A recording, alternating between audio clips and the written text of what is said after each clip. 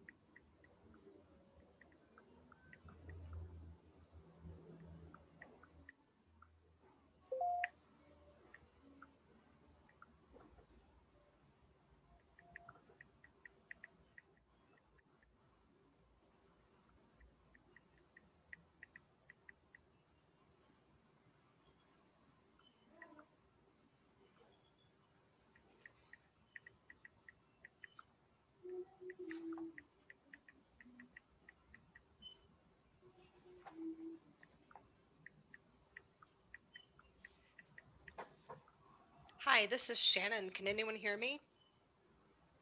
Yes, we can hear you, Shannon. Oh, good. Thank you. Okay.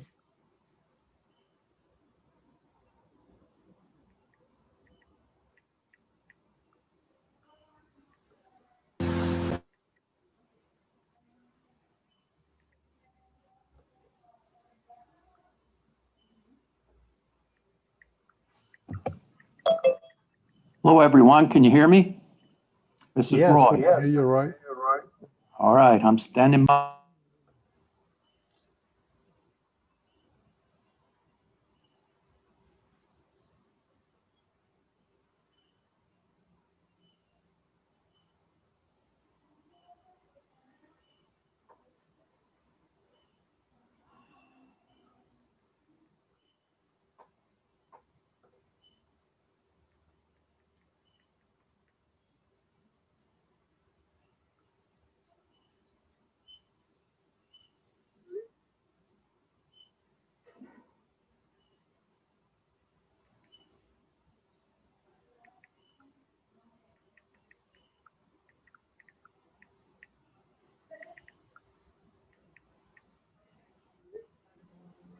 Saludos, Edwin Fondi siendo presente, alias Pauco. Bienvenido, Pauco. Saludos, Pauco.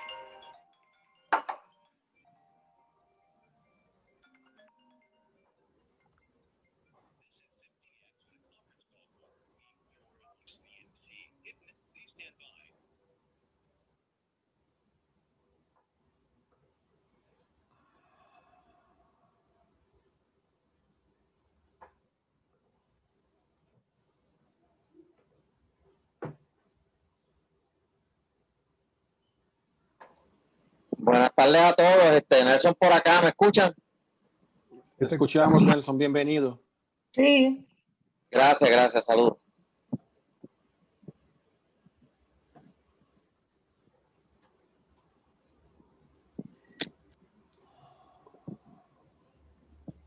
Buenas tardes a todos. Good afternoon. It's 1 p.m. We're going to give 5 minutes more for the rest of the people that are connecting now. Going to start at 1:05. Thank you.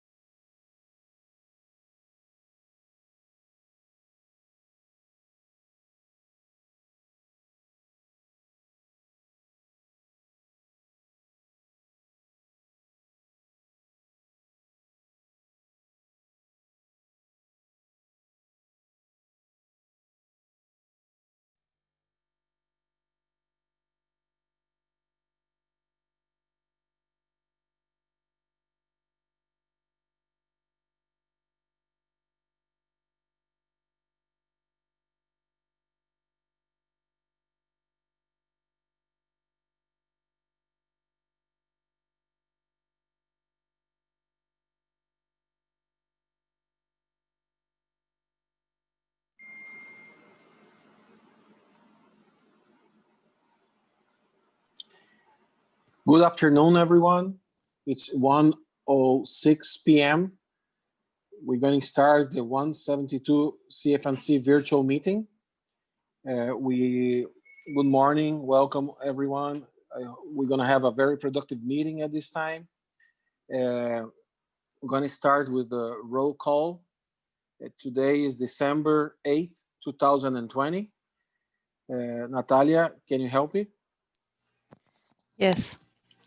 Please, if there's anyone that has their number, their email, or their name, and you can update it so we can call your name properly, that would be appreciated. I'm gonna start with Miguel Rolón, Graciela García Moliner, Lía Rivera, Marcos Hanke, Alida Ortiz, Angie, María de los Ángeles Irizarry. I'm guessing Anthony, it's Tony Blanchard. I'm not sure. Yes. Okay, perfect. Thank you. Cristina Olan, Diana Martino, Edwin Font, aka Pauco, Guillermo Cortero, Hard Nose 1123. I'm thinking that's Julie McGrath. Yes, it is. Thank you, Julian. Good afternoon. The order is changing, so if I repeat myself, I'm sorry. Hector Ruiz, Jesus Rivera, Jocelyn D'Ambrosio, Katie Siegfried, Kevin McCarthy, Lauren Remsberg, Michelle Duval, Michelle Shatter, Nikita Charles, Orion Sadiq, Richelle Upperdorn, Iris Oliveras, Adrian Rios, sorry, Wilson Santiago, Vanessa Ramirez, Sarah Calais. I don't know if I mentioned Sarah Stevenson, the order is changing. Yamitza Rodriguez is joining in. Please, if I missed anyone, please identify yourself. Good afternoon. This is Nelson. I appear like Anthony because I'm using my son's computer that is already programmed with Zoom, so I don't know how to switch the name. No, that's okay. We Okay, know it's here. perfect. Yeah, thank you, Nelson.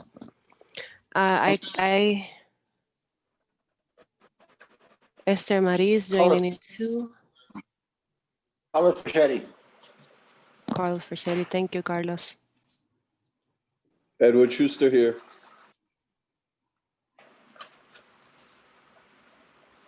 Anybody Nicole. else? Nicole. Nicole Grillo, buenas tardes, Natalia. Thank you, Nicole.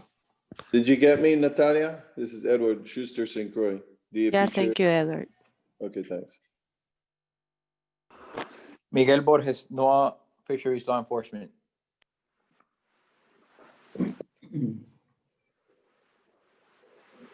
Anybody else that we didn't call that is present? Esther Vélez, copywriter of SIGRAM program. Thank you, Esther. Anybody else? Buenas tardes, Yamitza Rodríguez, Departamento de Recursos Naturales. Bienvenida, Yamitza. Gracias. Anybody else?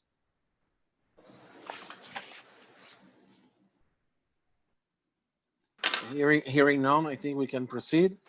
And we recognize the people as they connect themselves to the meeting. Thank you, Natalia, for the help. And on the adoption of the agenda, I'll pass the mic to Graciela. We have some last minute changes to add, Graciela.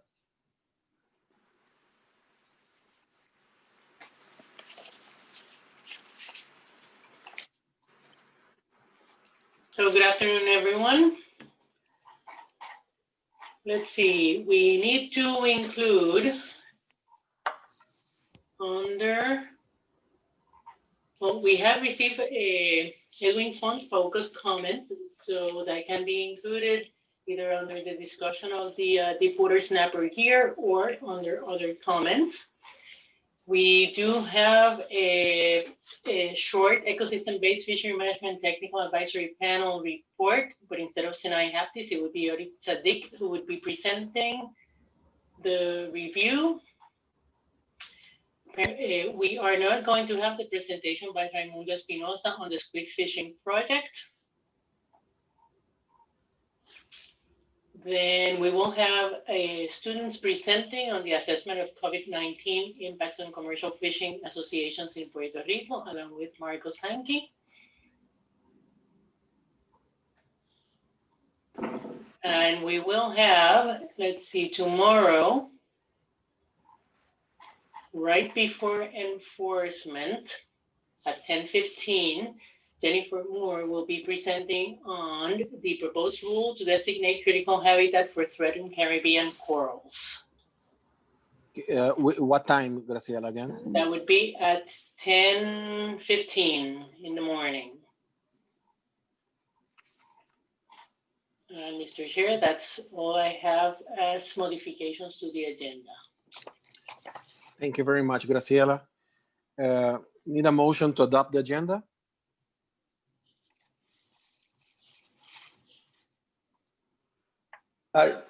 This is Carlos Pachetti. I move to adopt agenda as written. Second, Tony Blanchard. Thank you, Carlos Farchetti. Thank you, Tony.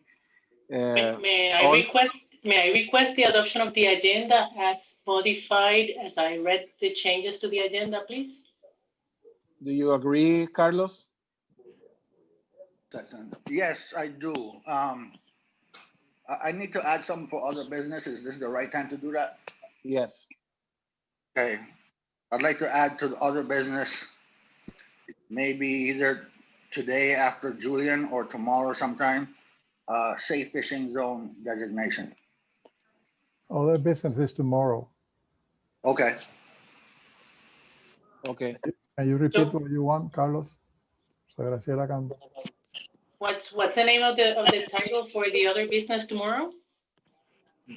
Designating a safe fishing zone area of Lang Bank, St. Croix.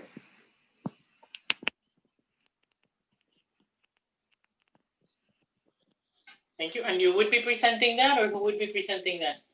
I'll present that. I sent Natalia one slide on that. It won't take very long. Thank you, Carlos. Let's move on with the adoption of the agenda. Carlos, can you restate your intention to adopt the agenda as discussed? I move to adopt the agenda as modified. Thank you. Tony? Second. Thank you very much, Tony. The agenda is adopted. Marcos. Yes, Miguel? If there are no opposition, then the agenda is adopted because you have to take a vote. So. Any opposition to the adoption of the agenda? Hearing none. The agenda is adopted. Thank you, Miguel. Okay. The verbatim transcription consideration from the previous meeting, the 171. Any comment? Need a motion? Carlos Pachetti again. I move to accept the verbatim for the 171 or one. Is it 171? Yes. Yeah, 171. Yeah, for the 171 verbatim minutes, council verbatim minutes. Thank you, Carlos. Second? Second, Tony Blanchard. It's second by Tony Blanchard. Thank you, Vanessa, for helping out too. Any opposition? The verbatim transcription is adopted. Now we go to Executive Director Report. Miguel. Thank you, Mr. Chairman. Very quick, just to mention that the budget for 2021 is being prepared as we speak, and probably they will let us know today. Paul Duremos is going to address that at the meeting with the Washington people. We do not foresee any problems with the budget. On the contrary, it has been very well received by all the councils. In the case of 2020, the monies that we save for not having in-person meetings will be used for outreach and education. So you will hear a little bit more when we get to the report tomorrow by Dr. Arida Ortiz. In addition, we have some funding that will be received from NOAA Fisheries for the international working groups that we coordinate and co-host with the WCAFC Secretariat. Those are the Spiny Integration Working Group, the Queen Kong Working Group, and the new Flying Fish Dolphin Wahoo Working Group. That probably would be an in-person meeting if the people are allowed to travel, depending on the COVID situation by the end of the third quarter of 2021. In addition, we are going to have the presentation that you will hear about Cristina Olan. The monies that were approved for the coral reef and other species for the habitat section, they call for outreach and education of the scientific work being done using those funding. So we have a proposal, and I would like to also, when we hear the proposal, I would like to have a motion from the council approving the proposal, given the monies involved. It will have three parts, and you will see that presentation. We also have hired Dr.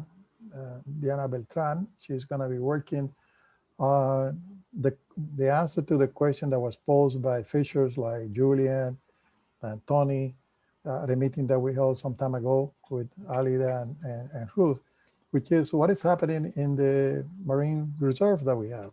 So we are going to have two parts. The first one will be an outreach and education project with SIGRAN and Caricus, and we are going to follow the recommendations by the fisher, which is to have outreach and education material depicting the areas that we close in the EEC and why, when these were closed, what species are included.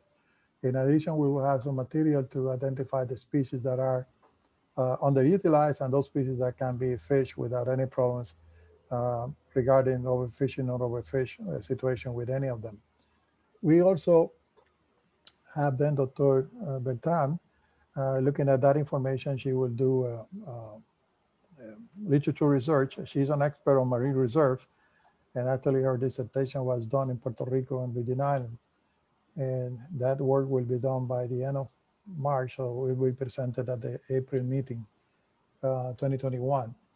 We also are involved with the NOAA Seafood Inspection and International Fisheries of Washington, coordinating with them on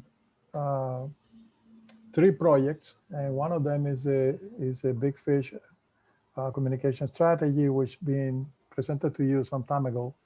And this communication strategy will have a group of people preparing videos for the protection, calling for the protection of the spawning aggregation of snappers and groupers. That will be done in 2021 too. The first half of that already have been done, and Cristina Olan is working with Ana Salceda in the posting of those videos, and you will see them in the YouTube channel in 2021. The other thing I was going to mention to you, this is the last part, we are going to amend our subs. We ever get them back, but I've been in conversation with Morgan Corey. She is a coordination for the Regional Fishery Management Council and National Marine Fisheries Service. And she suggested, and that's what we're going to do, a memo to the record stating that the council will be teleworking until the end of 2021. Even though we may have people vaccinated and everything in 2021 against COVID, most people are not going to travel and to meetings in 2021. So we are going to do the teleworking, and the staff will be going to the office once a week at least, and they will be continuing the operation of the council as of now. Actually, my hats off to the staff people, because the 5 members that we have and the contractor, Natalia, Alia High, Luz, and Cristina, have been working with us, doing more than they are supposed to, teleworking. So it works. So next year, we will continue teleworking until the end of December 30. It will be until December 31st. And if we are going to have an in-person meeting, probably that will be by the end of the year, December 30 at the December meeting, 7 and 8. Thank you, Mr. Chairman. If you have any question, let me know. I don't have any question, Miguel. Thank you for the report. Anybody have a question to Miguel very quick before we proceed? Hearing none, the next item on the agenda is 5-year strategic plan update. Michelle Duval. Welcome, Michelle. The floor is yours. Thank you, Mr. Chairman. I'm just going to share my screen. Hold a second, Michelle. Okay.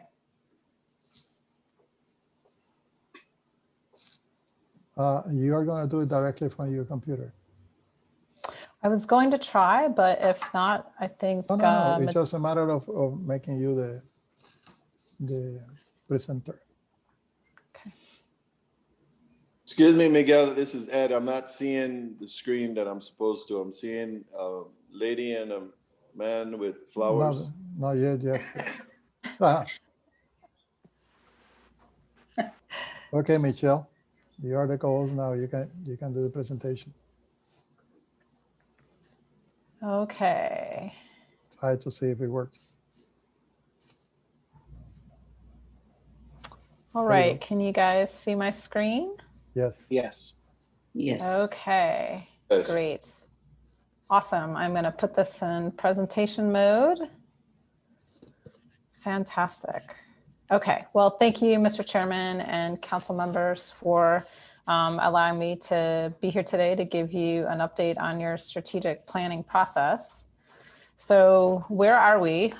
We've been at this a while now. So we began our data gathering phase in the spring with our reaching out to stakeholders to collect their feedback with regard to priorities that they thought the council should consider for development of its 5-year strategic plan. So in the spring, we launched an online survey, and I had provided the DAPs and the council, as well as the OEAP, some updates on that in June.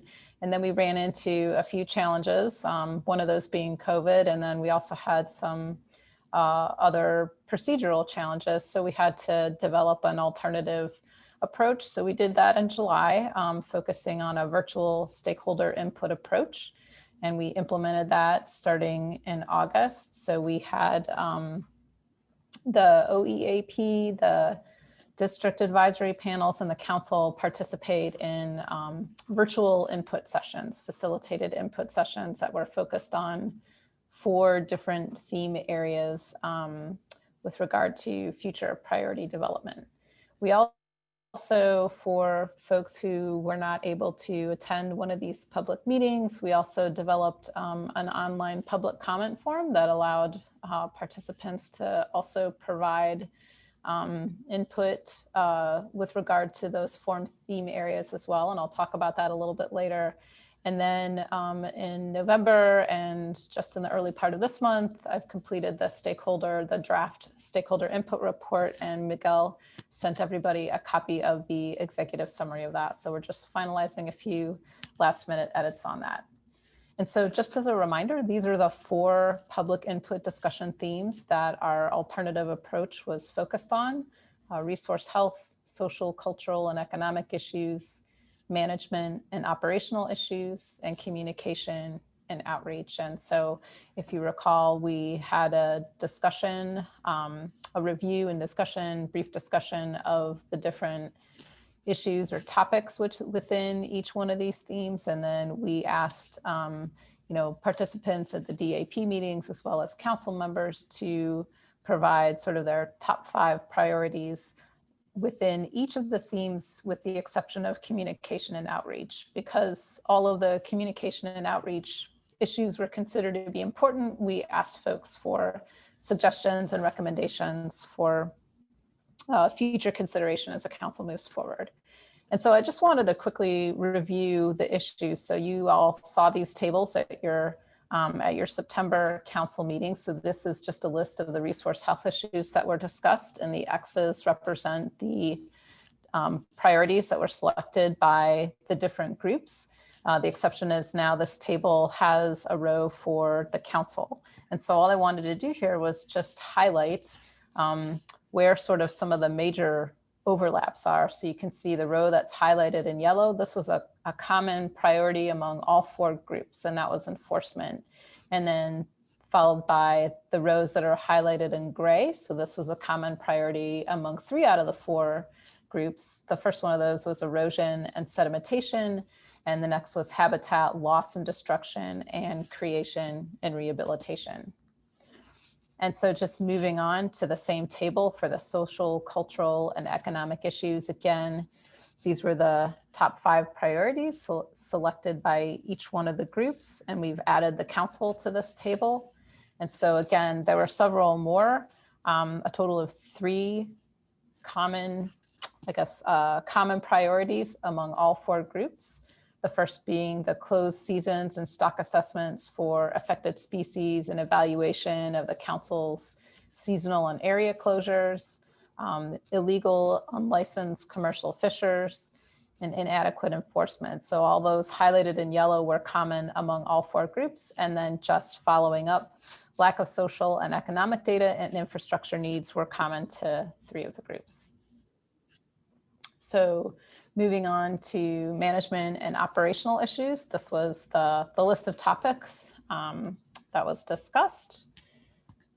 And again, the 2 issues here that were listed as priorities common to all 4 groups were accurate and timely commercial and recreational data collection and enforcement of existing regulations. And then highlighted in the gray, following up, these were issues that were common to at least 3 of the 4 groups, or fisher involvement in data collection and territorial licensing requirements.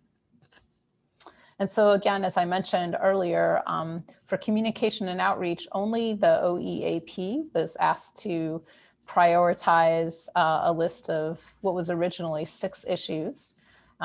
When the DAPs reviewed the list of 6 communication and outreach issues, they also made some suggested additions and edits, primarily expanding communications to other groups, as well as expanding the role of fisheries liaisons to increase liaison understanding of issues. And so this list that you see here on the screen is the communication and outreach topics as modified by the DAPs. And so I just wanted to really highlight, I think, some of the topics that were most discussed among all of the different groups. You know, primarily all topics were important, and everyone agreed that in general, more communication and outreach is needed, both generally as well as for specific groups or areas or for specific issues. Everyone also noted that the variety of communication tools is really a constantly evolving thing, depending on the audiences that we're trying to reach, and that there should be consideration of generational preferences and communication types. You know, one of the other major topics was improving general public awareness of fisheries issues, and that, this is really important to help build understanding of and support for local fisheries and fishing communities, as well as just to increase knowledge of the relationships between non-fishing activities and the resource. Clarity and simplicity of presentations and communications was really a big concern, and I think the DAP chairs really highlighted that during your last meeting, that this is really critical to engaging more fishers, as well as more members of the general public in the council process. It can be intimidating sometimes to come to a council meeting and not understand some of the complex concepts that the council addresses. And then finally, there was a lot of discussion about additional in-person outreach. Clearly that's been impacted by the pandemic this year, as well as the expansion of the liaison roles and the important roles that the liaisons play in terms of helping fishers to understand issues under consideration and ensure that their feedback is incorporated into the process. And then I just wanted to talk briefly about the online public comment form. So, again, this was an additional opportunity for members of the public to provide feedback to the council regarding what they thought might be issues of importance under the 4 themes. And so we had a series of open-ended questions that were phrased as, given your experience and knowledge, what do you feel are the most important issues impacting a particular theme area? And then we also had one final question at the end that allowed folks to provide any final thoughts on anything they thought the council might want to consider. So this was, the comment forms were in English and Spanish, and we had separate forms for each of the islands, for each of the districts. And so we had that available for 5 weeks, and we had a total of 10 respondents, and only the Puerto Rico form was used. And so just to quickly highlight some of the major responses that were received under each of the areas. So the little number in parentheses just represents the number of people or the number of respondents who provided that as a recommended priority. So under resource health, most folks thought that coastal development, pollution, and habitat loss and destruction were priorities that the council should consider. But climate change, harvest of juvenile or undersized fish, and a lack of enforcement presence were also noted by a few folks. And then someone suggested also consideration of considering rotating the seasonal area closures. Under the social, cultural, and economic concerns theme, we had 6 individuals that cited illegal and unlicensed fishing as a priority that needed to be considered. And one of those folks also noted a failure of even licensed fishers to report at times. A couple of folks noted that there was, in general, they felt a lack of education and knowledge, and that more education would be helpful, both for the general public as well as fishers. And then there were a few other issues, such as the rising costs of seafood, lack of infrastructure, and aging of fishermen, and a lack of young entrants into the fishery who had a good conservation ethic. And then moving on to management and operational issues, there were several topics here that several folks mentioned, the first being enforcement of existing regulations and having some regulatory compatibility. The next was just having better education for fishers and the public with regard to the rules. And the next was some folks noted difficulties and delays in the licensing process. And I think that was really referring to the territorial licensing process, which the council doesn't necessarily deal with. And then just other folks mentioned having limits on possession of fish species, as well as limiting the allowable fishing areas, and then also having accurate commercial and recreational catch data. And then finally, with regard to communication and outreach, several folks mentioned the need for and support of electronic tools and social media, videos and webinars, but others also emphasized the importance of having paper and traditional media like newspapers and television. Folks supported in-person outreach in the form of like roundtables. And also there were suggestions for having like a stakeholder orientation where people could be made aware of the different types of communication tools that were available, as well as having sector-specific communication plans and education materials that were boat friendly, so that fishers could take these materials on the boats and they wouldn't be ruined. And then finally, we also conducted some management partner outreach. So the council's management partners are the territorial agencies, territorial governments, as well as NOAA fisheries. And so these are just categorized into a couple different slides. The first one being suggestions for priorities as well as mutual objectives, so things that are of interest to both the council and the management partners. And one of those is continued support for improving data collection and data management. So not just the catch reporting, but also social and economic data, continuing to strengthen relationships. So that includes stakeholder relationships, community involvement and outreach, as well as the federal and territorial partnerships, evaluating the effectiveness of existing management approaches to ensure that they're meeting the council's management goals and objectives, continuing to move forward with implementation of ecosystem-based approaches, as well as collaborating on regulations and having regulatory collaboration and consistency, and then increased support for scientific and assessment capacity and resources. And then when there were just a few suggestions with regard to partnerships and process. So, ensuring that the council's habitat protection initiatives and the essential fish habitat designations and the review process are aligned. Continuing to maintain the council's Caribbean-wide partnerships, such as those with CAFC, working towards enhancing communication and information exchange across all partners so that everybody's aware of what's going on and who's doing what in the US Caribbean. And then also making sure everyone has consistent messaging among the management partners for, these issues of mutual importance, such as, the importance of recreational data collection. And so just in terms of next steps, all of this feedback that we've collected will inform the development of the framework for the council's strategic plan. So that'll start first thing in 2021.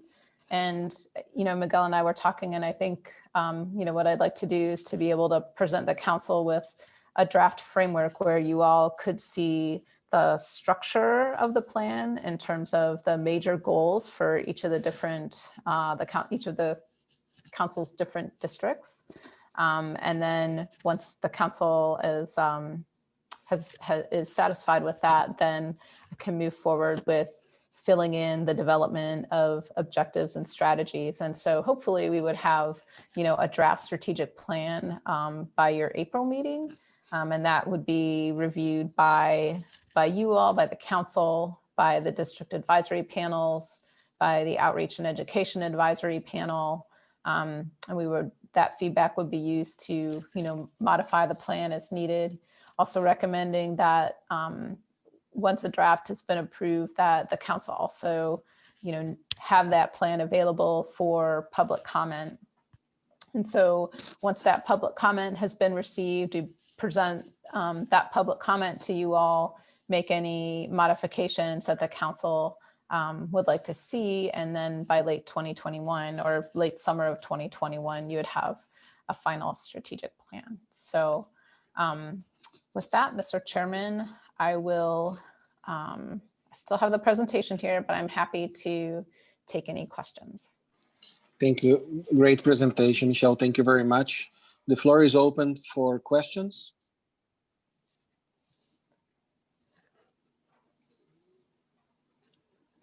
Any question? This is Carlos. Go ahead, Carlos. Okay. Thank you, Michelle. It's a good presentation here.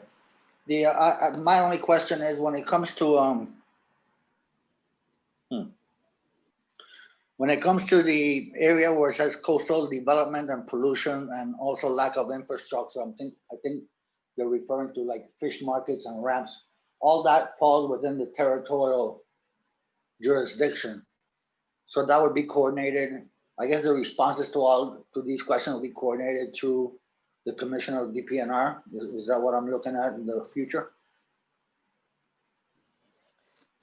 Yeah, there were, and so let me just go to the slide. I think that, I think this is where you're seeing this, this slide right here when we're talking about infrastructure needs. Is that what you're referring to, Carlos? Yes, that's one of them. and as well as some of the comments that were received with regard to the lack of infrastructure, I think, from the comment form as well. Right. So I do anticipate that feedback, as you know, as you've pointed out, that's really more of a territorial issue, that those comments would certainly be provided to both the USVI DPNR as well as Puerto Rico DRNA, and certainly the council can highlight the importance of that, or note the importance of those to its stakeholders, and provide support for the territorial governments in terms of encouragement if this ends up being a priority that the council chooses to move forward with in different regions. Communicating that to the governments would be the way that I would anticipate the council might consider moving forward. Okay, just one more question on, because I think I had mentioned it before, but I don't see any X's on forage fish. I don't know where that's right is. Forage fish or abundance of bait fish or forage. Right. Yep. Right. So I think one of the things, and I believe that Miguel mentioned this as we started all those virtual public sessions, is that we did this because the council can't work on every issue all at once, all at the same time. This was a way to try to determine some priorities. So just because there's not an X on abundance of bait fish forage doesn't mean that the council wouldn't necessarily work on those things. It doesn't mean that the council wouldn't would cease any work that it is currently engaged in on those activities. But we do have to have a way to try to prioritize the council's resources. So it doesn't mean that this is not at all important, but that it might not be one of the first things that the council tackles. Okay, I'm good with that. I guess sometime in the future, because our St. Croix Fisheries Advisory Committee has been discussing managing bait fish, flying fish, and sprat, or whatever they call them, and the little flies and stuff. But we can work on something now. When that comes up, at least we'll have something to discuss. I agree, and that's also a topic that is likely to be, part of the council's ecosystem-based fisheries management efforts, and is being discussed under the development of the council's fishery ecosystem plan, I would anticipate. Okay, sounds good. Thanks. Thank you, Carlos. Any other question? Marco, tienes a Vanessa pidiendo un turno. Vanessa, adelante. Thank you, Marcos. Vanessa Ramirez for the record. Michelle, thank you for this great report. I have the opportunity to check it out. And I was just thinking, and my question is about the participation on the online, that we only obtained 10 participants. Are you planning to the next steps to use other kind, like sending a link directly by email? Because some of the fishermen, as I see in their comments, when I put the online form, they were like, they don't want to answer. They want to participate, but they don't want to answer because they don't know for what is gonna be used this. So if for the next steps, it's just a comment that maybe we can make like a small introduction for, in Spanish, of course, for this commercial fishermen, and that we can send more directly by email or by a link in WhatsApp or something like that, that they feel comfortable with that. And thank you. I know that you have been doing a lot of work with this reports and all these questions. So anything you need, we are here for you. Thanks. Thank you, Vanessa. And that's a great suggestion. And I think, I'd be happy to work with you more directly and figure out how we can try to, use WhatsApp and other and, regular email and, other means of ensuring that fishermen who want to participate are able to participate in this process. So please, let's definitely keep in touch so that we make sure we get the word out to everyone. Thank you very much for that. That one for Bob down. Anybody else have a question? Well, yes, I have a comment. Wilson here. Wilson Santiago. Go ahead, Wilson. Okay, thank you. Yes. So Michelle, I am creating a database of contacts of all the PEPCO program participants. I have a huge list of emails and telephone numbers. So I think we can use them to send features and all the participants so they can comment in the features of the plan. Thank you so much, Wilson. That would be so helpful. And I'm pretty sure I have your email information. And if not, I can get it from Miguel just to make sure that we're getting the word out to people in the way that they prefer to be communicated with. So thank you so much. Yes, just contact with me and we work something out. Okay. Thank you. Okay. Anybody else? Michelle, this is Marcos. Can you go back to slide 7, please? Yes. Yes. I'm just going to use this slide as trying to follow up on what Carlos says. If it's possible on the future discussion about the strategic plan, there is any way that we can highlight the things that we actually can decide and work directly on the council versus the things that we're going to recommend other agencies or is an indirect participation from the council?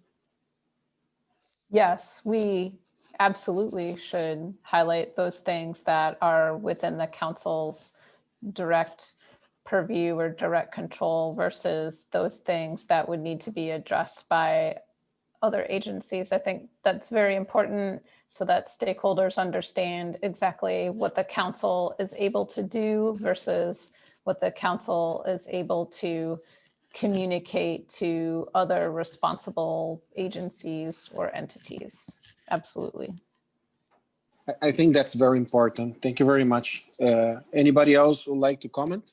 Yeah, Wilson Santiago, turn to speak. Go ahead, Wilson. I just talked, Miguel, thank you.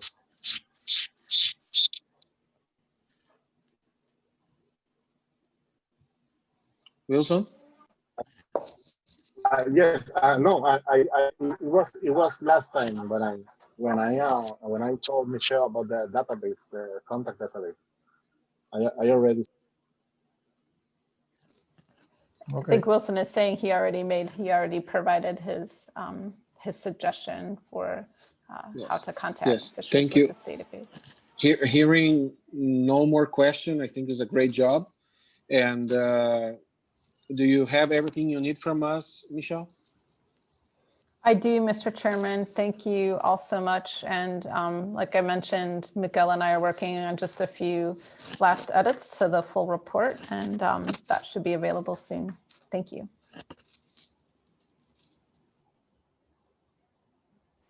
Thank you. Thank you very much. Miguel, a question. You at the beginning on your executive report, you mentioned something about a motion that was needed. It was now or on another presentation? No, not for this. Okay, perfect. I was a little confused. Go ahead. The last part, Michelle, we want to emphasize is that, remember, once this management plan is implemented, or this strategic plan is implemented, then we will have to have a subcommittee of council members and staff to go over the plan and see what are the milestones for every year. Then in each December, the council, as you are gathering here now, have to review the progress made in the previous year, and also the schedule for the next year. So that's when we are going to identify which action can be taken by the council as per the Manuson Act, and which other actions will be just recommendation for different agents to undertake. So those two parts are really important once the strategic plan is implemented. And I believe that Michelle had said that a couple of times already in previous meetings. Thank you, Miguel. We are ready. Thank you, Michelle, again. Let's go for the next item on the agenda. The next item is the Scientific and Statistical Committee report. Yeah, Natalia, you had that presentation? I do. I think I'd like to do it from mine because I need to point around a bit. Okay. Okay. So I'll ask for the share screen. Thank you, Richard. Okay, Richard, are you using your computer as Richard Aperon? Yes. Okay, there you are. Before you start, Miguel, I would like to recognize people that are connected. It seems a little while ago. Please state your name, people that was not on the roll call before. This is Nicole Angeli from USVI DPNR. Thank you, Nicole. Hi, this is Damaris Delgado from DNER in Puerto Rico. Hello to all. Thank you, Damaris. Anybody else? Matt McGovern, no fisheries. Can you speak? Can you say your name again, sir? We couldn't hear you. Sorry, this is Jack McGovern with NOAA Fisheries. Thank you, Jack. Thank you very much. Welcome. Next person. Aida Rosario from Puerto Rico. Sorry. Welcome, Aida Rosario. The next person. Hi, this is Madeline Guyant with DPNR DFW. Thank you. Next. Hi, this is Janet Ramos Garcia from Puerto Rico Sea Grant Program. Thank you, Janet. Somebody else? Hey, this is Matt Walia, NOAA Fisheries Office of Law Enforcement. Thank you very much. Welcome. Next person. Hi, good afternoon. Miguel Borges, NOAA Fisheries Law Enforcement. Thank you, Miguel. Welcome. Next person. Good afternoon. This is Manny Antoneris, NOAA Office of Law Enforcement. Thank you, Manny. Welcome. Next. Good afternoon. This is Danielle Olive on USVI DPNR. Thank you. Are we missing anybody else? Hi, this is Matthias. I'm a student from University of Puerto Rico.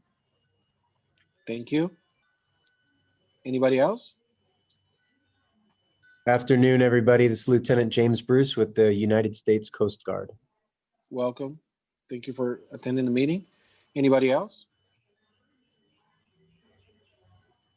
Hearing none. One more. Yeah. Chair. Yes. Good afternoon, everyone. This is John Walter from NOAA Fisheries in Miami, and I'm representing the Southeast Fisheries Science Center. Thanks. Well, thank you, John. Thank you very much for connecting with the meeting. If we are missing anybody there, please send your name via chat to recognize your presence. Go ahead, Richard. Thank you for your time. Okay, thank you. I hope you can all hear me. This is the report from the SSC. And we actually looked at three things. One is our continued work on the ecosystem conceptual model. Second was looking at the spiny lobster constant, OSLs and ABC values instead of the time varying ones.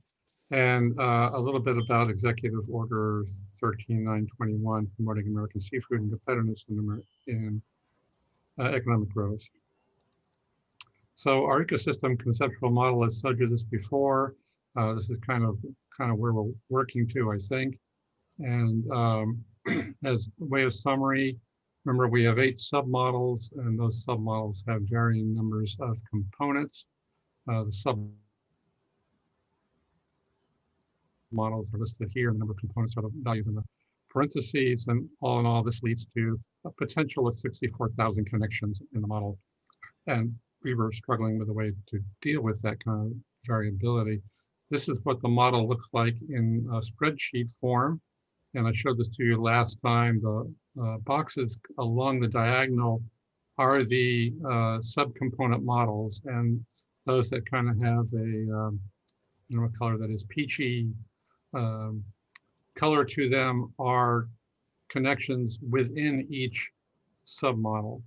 And so what we were working toward now are the connections between the various submodels. And we had some ideas from very early discussions about potential connections, and those were illustrated in green, but we're really not going to deal with those anymore at the moment.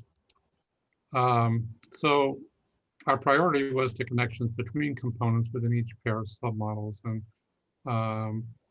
we decided the first approach of this would be to identify the three most important connections, their direction, that is to say, is it a positive or negative relationship, and their strength, ranked as low, medium, or high. And we felt this was a way to start and focus the SSC as it evaluates the potential of 64,000 component-to-component connections.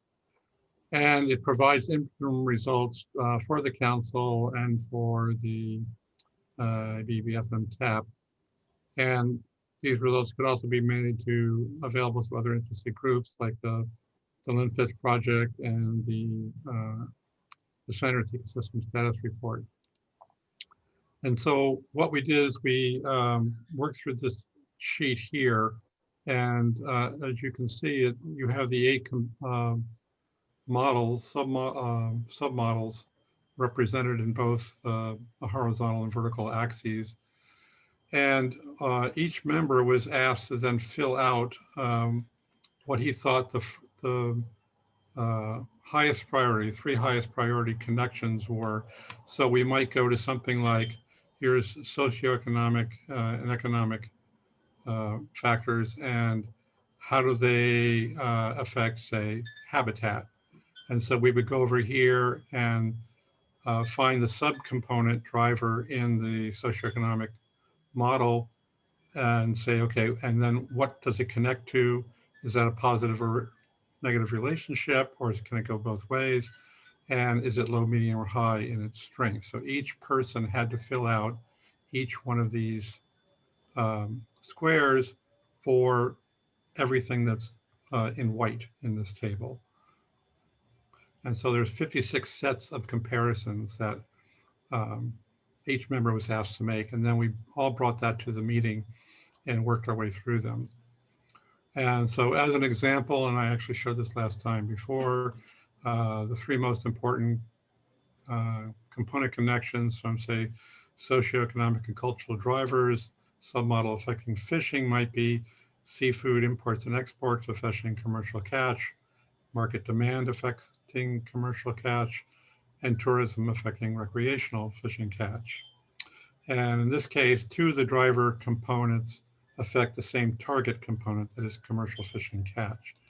And instead of just, if you list all the components of the submodels, this is what that example would look like, with the arrows going from the driving submodels, socioeconomic and cultural components, and pointing to what subcomponents in the fishing submodel they are reacting to. And graphically, it would look like this, but I'm not going to show any more of the connections in between the submodels. So the connections within a submodel are in blue, and the 2 submodels are there, and those connections between the submodels are in yellow, going from the driving ones in red to the targets in blue.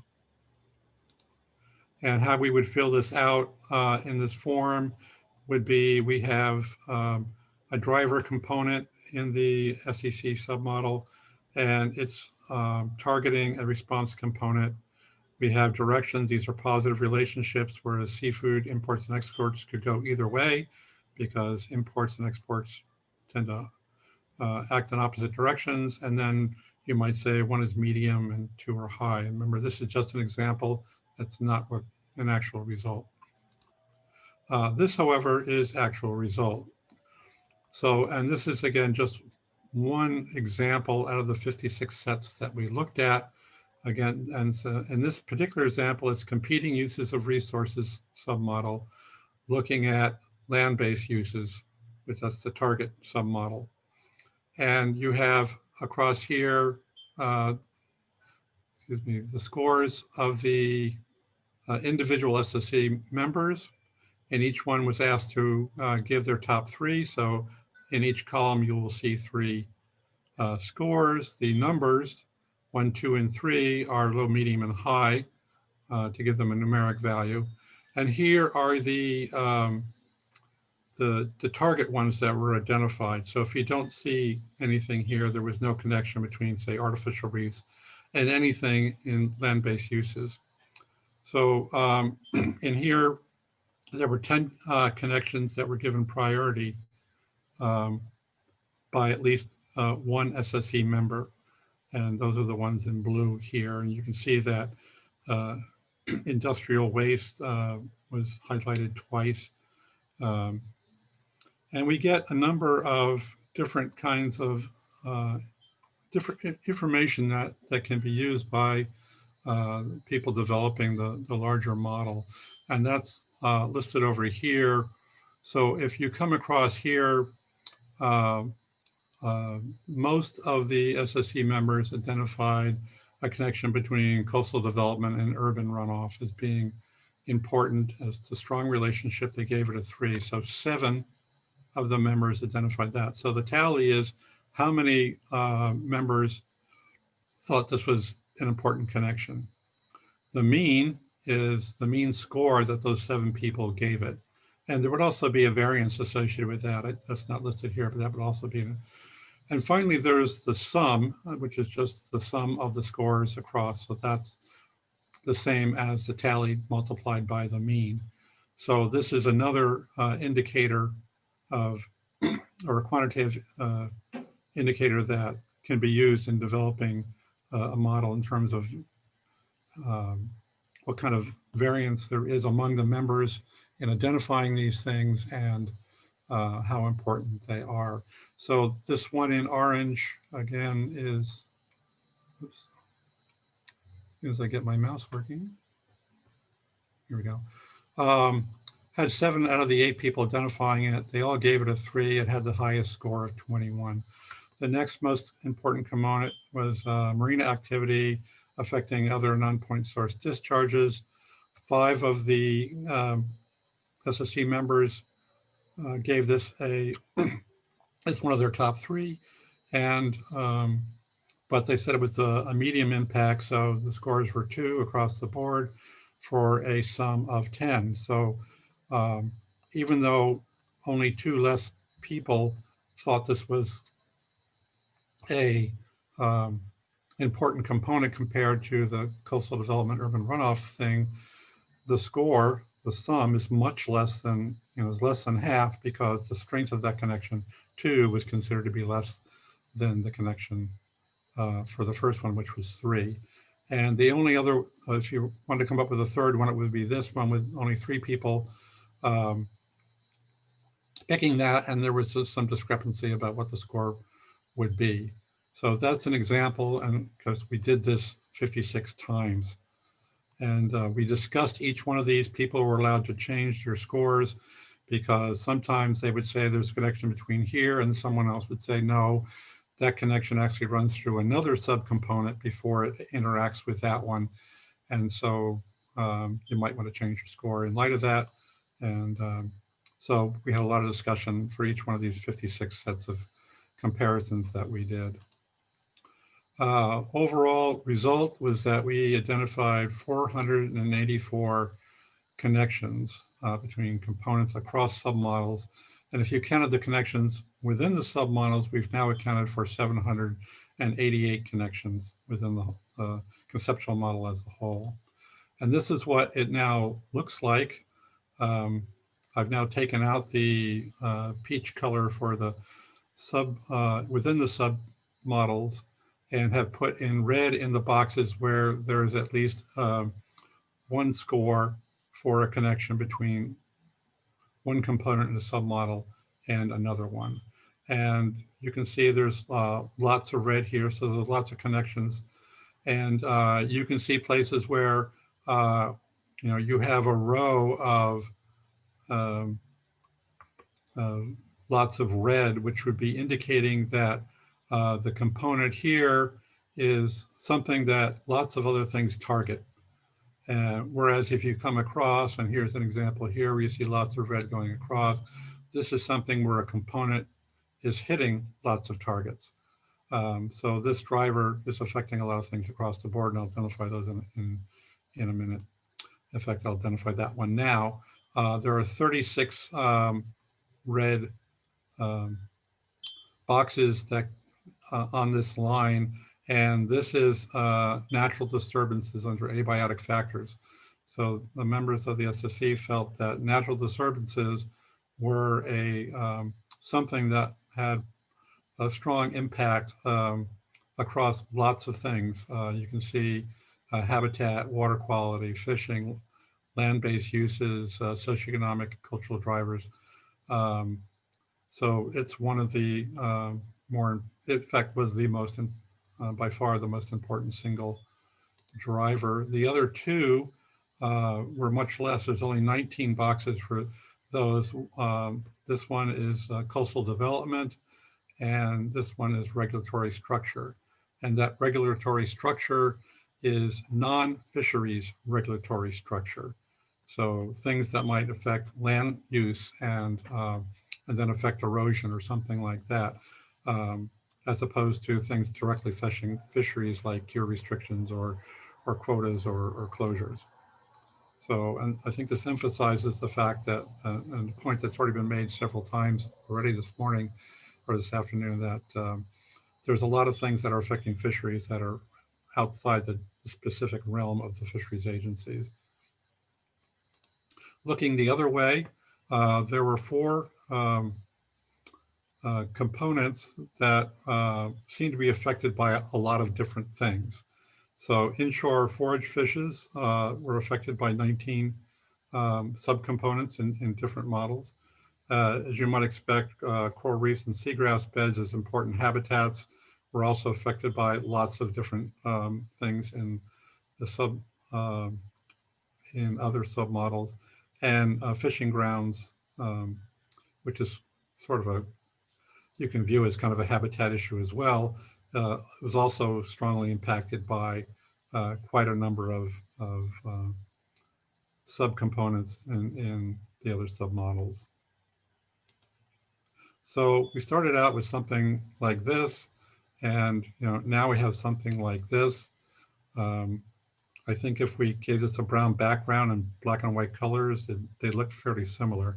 So I think we've made a lot of progress, but you can see, how complex the system really is.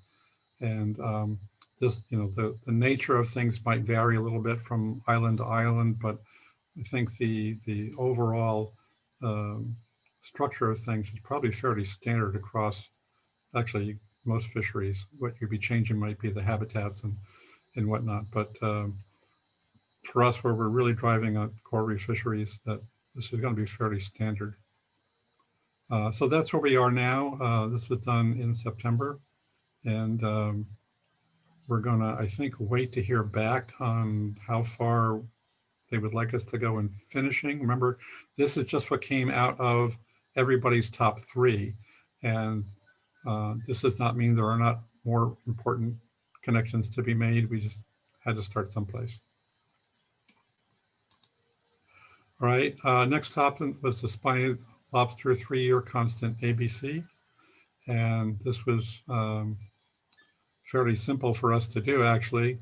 And so the SSC recommends that the approach determining the 3-year constant ABC for spiny lobster is to determine a 3-year constant OFL, and then to apply the constant buffer. And the constant OFL was determined by taking just the 3-year average of the OFL.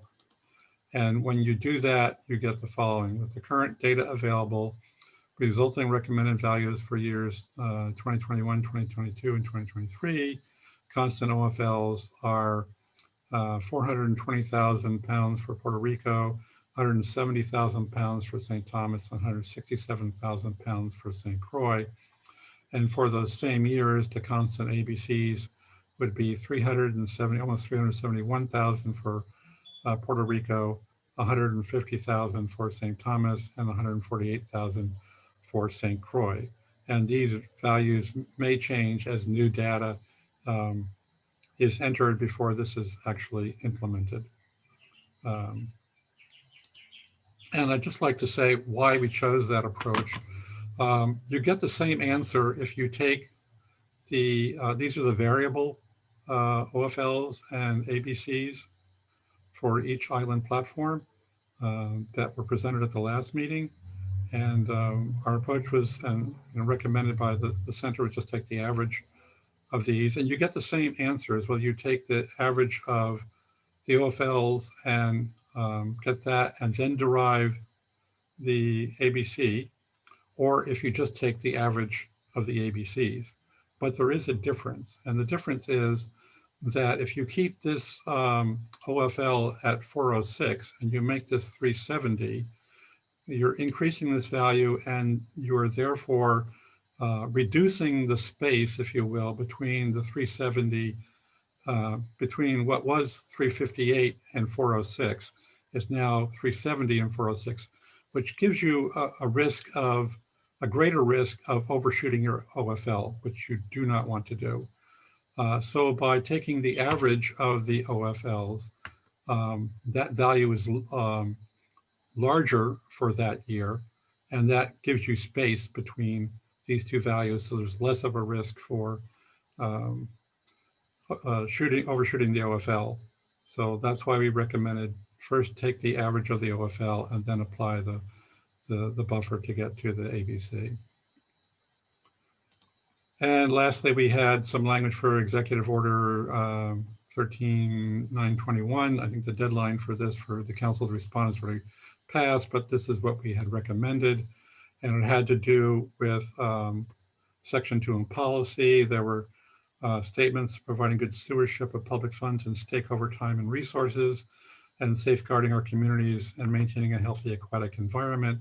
And so addressing those, we said the following, recommended. In light of the Executive Order 13921, the SSC recommends that through the Caribbean Fishery Management Council, the necessary resources be made available to conduct resource surveys to determine the abundance of marine resources in the U.S. Caribbean, and to conduct quantitative stock assessments that can provide guidance on OFL limits, that is to say tiers 1, 2, and 3 of the ABC control rule. So the gist behind this was, if we can reduce uncertainty, we can, and we know that there's room in the fishery, we can open up that fishery for greater exploitation with more certainty that things will be okay. So that was our statement for that. And I think that was already, that was made available to the council so they could respond to the executive order. And I think that's it. And if there are any questions, I can. Any questions?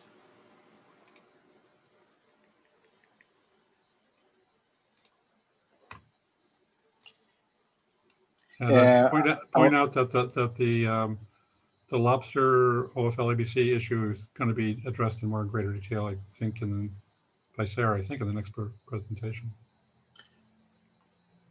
Thank you. I don't hear any question. I think we can keep going with the presentation, but before, I would like to recognize the presence of Laura Simo. Thank you very much for attending our meeting, Laura.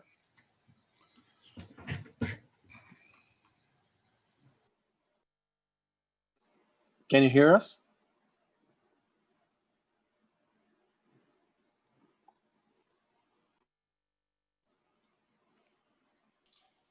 Marcos, who are you addressing? I am recognizing the presence of Laura Simo that is connected to our meeting. Okay, so her microphone is not working, but she is present. Right? Okay, thank you very much. Anyway, we keep going on what's the next presentation, please? I didn't have any questions for Richard at this time. Ecosystem conceptual model presentation. Who's gonna be presenting that? Wait, you jumped the spiny lobster and the gear. Check your agenda. So after Richard, we have the spiny lobster framework amendment with Sarah Stevenson making the presentation. We might have to unmute her on our side. There you go. Hi, Graciela. Can you hear me? Yes. Okay. Would it be possible for the council staff to drive the presentation for me? Certainly. Natalia, okay. You have the presentation, please? Yeah, you're gonna start with the spiny lobster or the spiny lobster, please. Spiny lobster. Okay.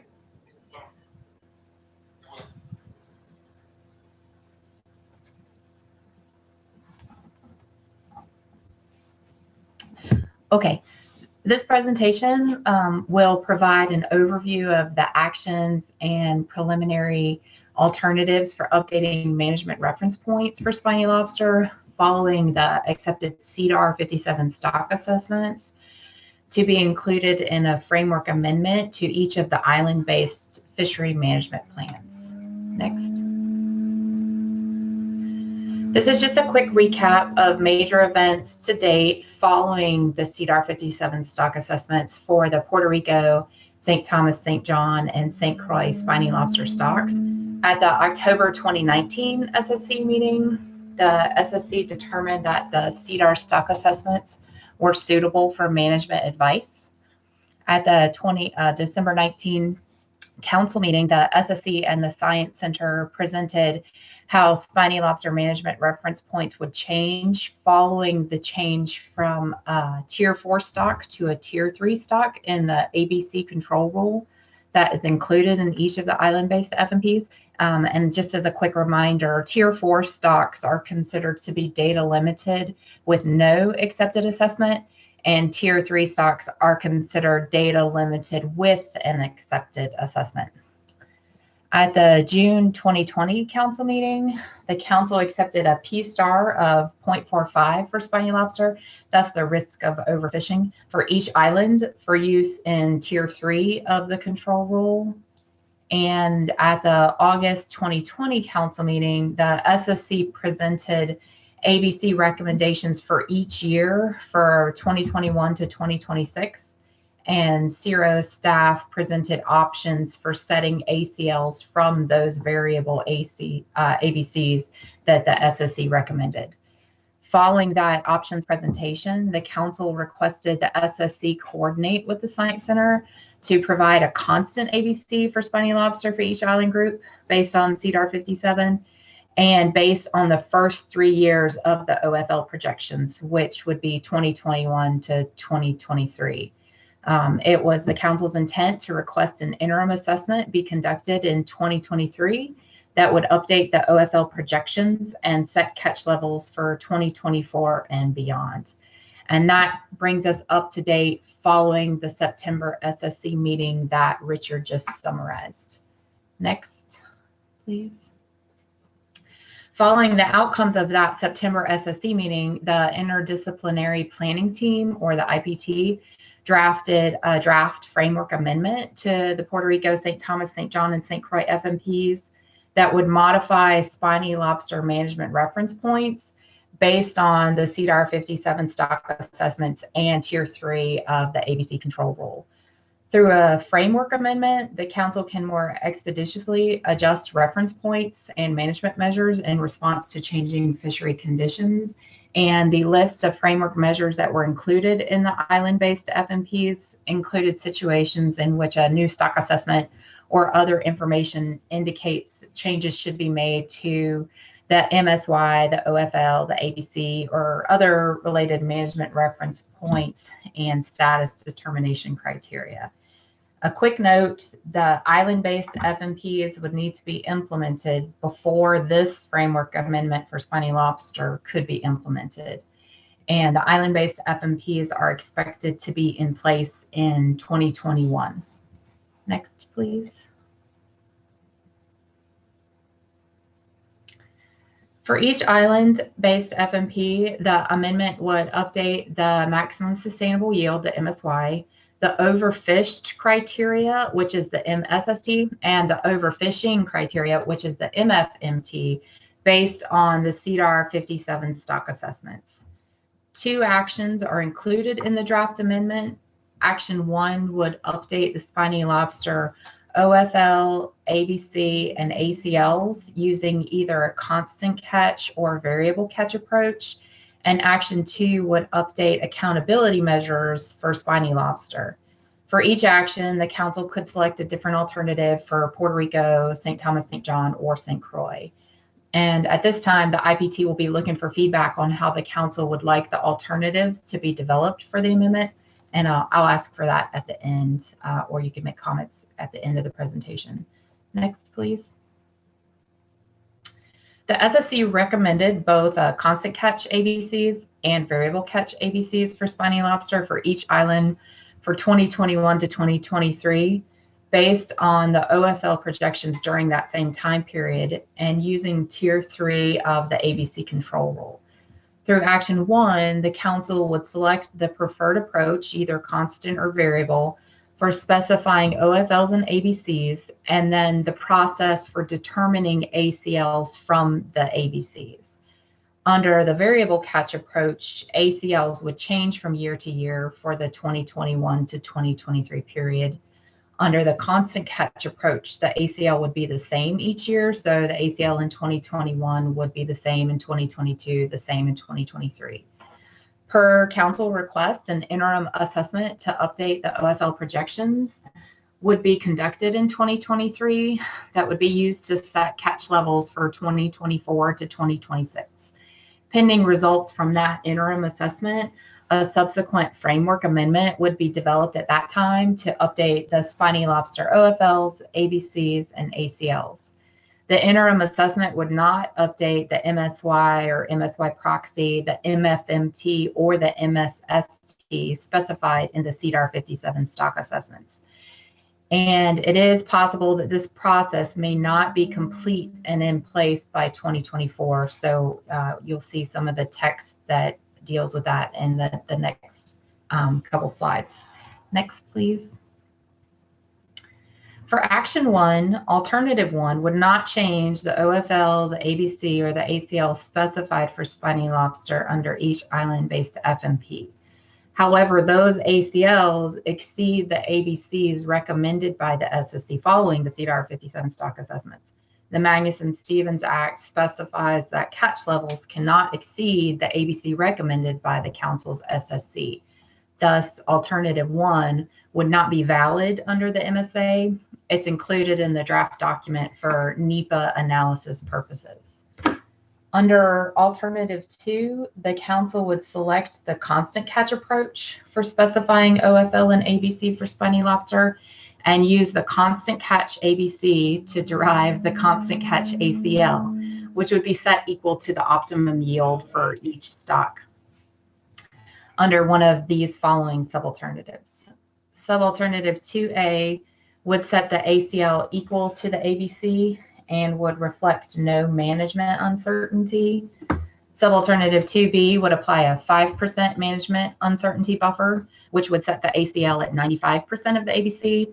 And subalternative 2C would apply a 10% management uncertainty buffer, which would set the ACL at 90% of the ABC.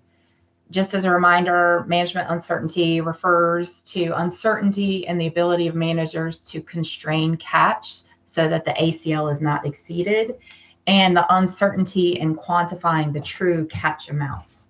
Sources of management uncertainty could include late reporting, misreporting, underreporting of catches, or lack of sufficient in-season management. These management uncertainty buffers here are similar to those used in setting ACLs under the island-based FMPs.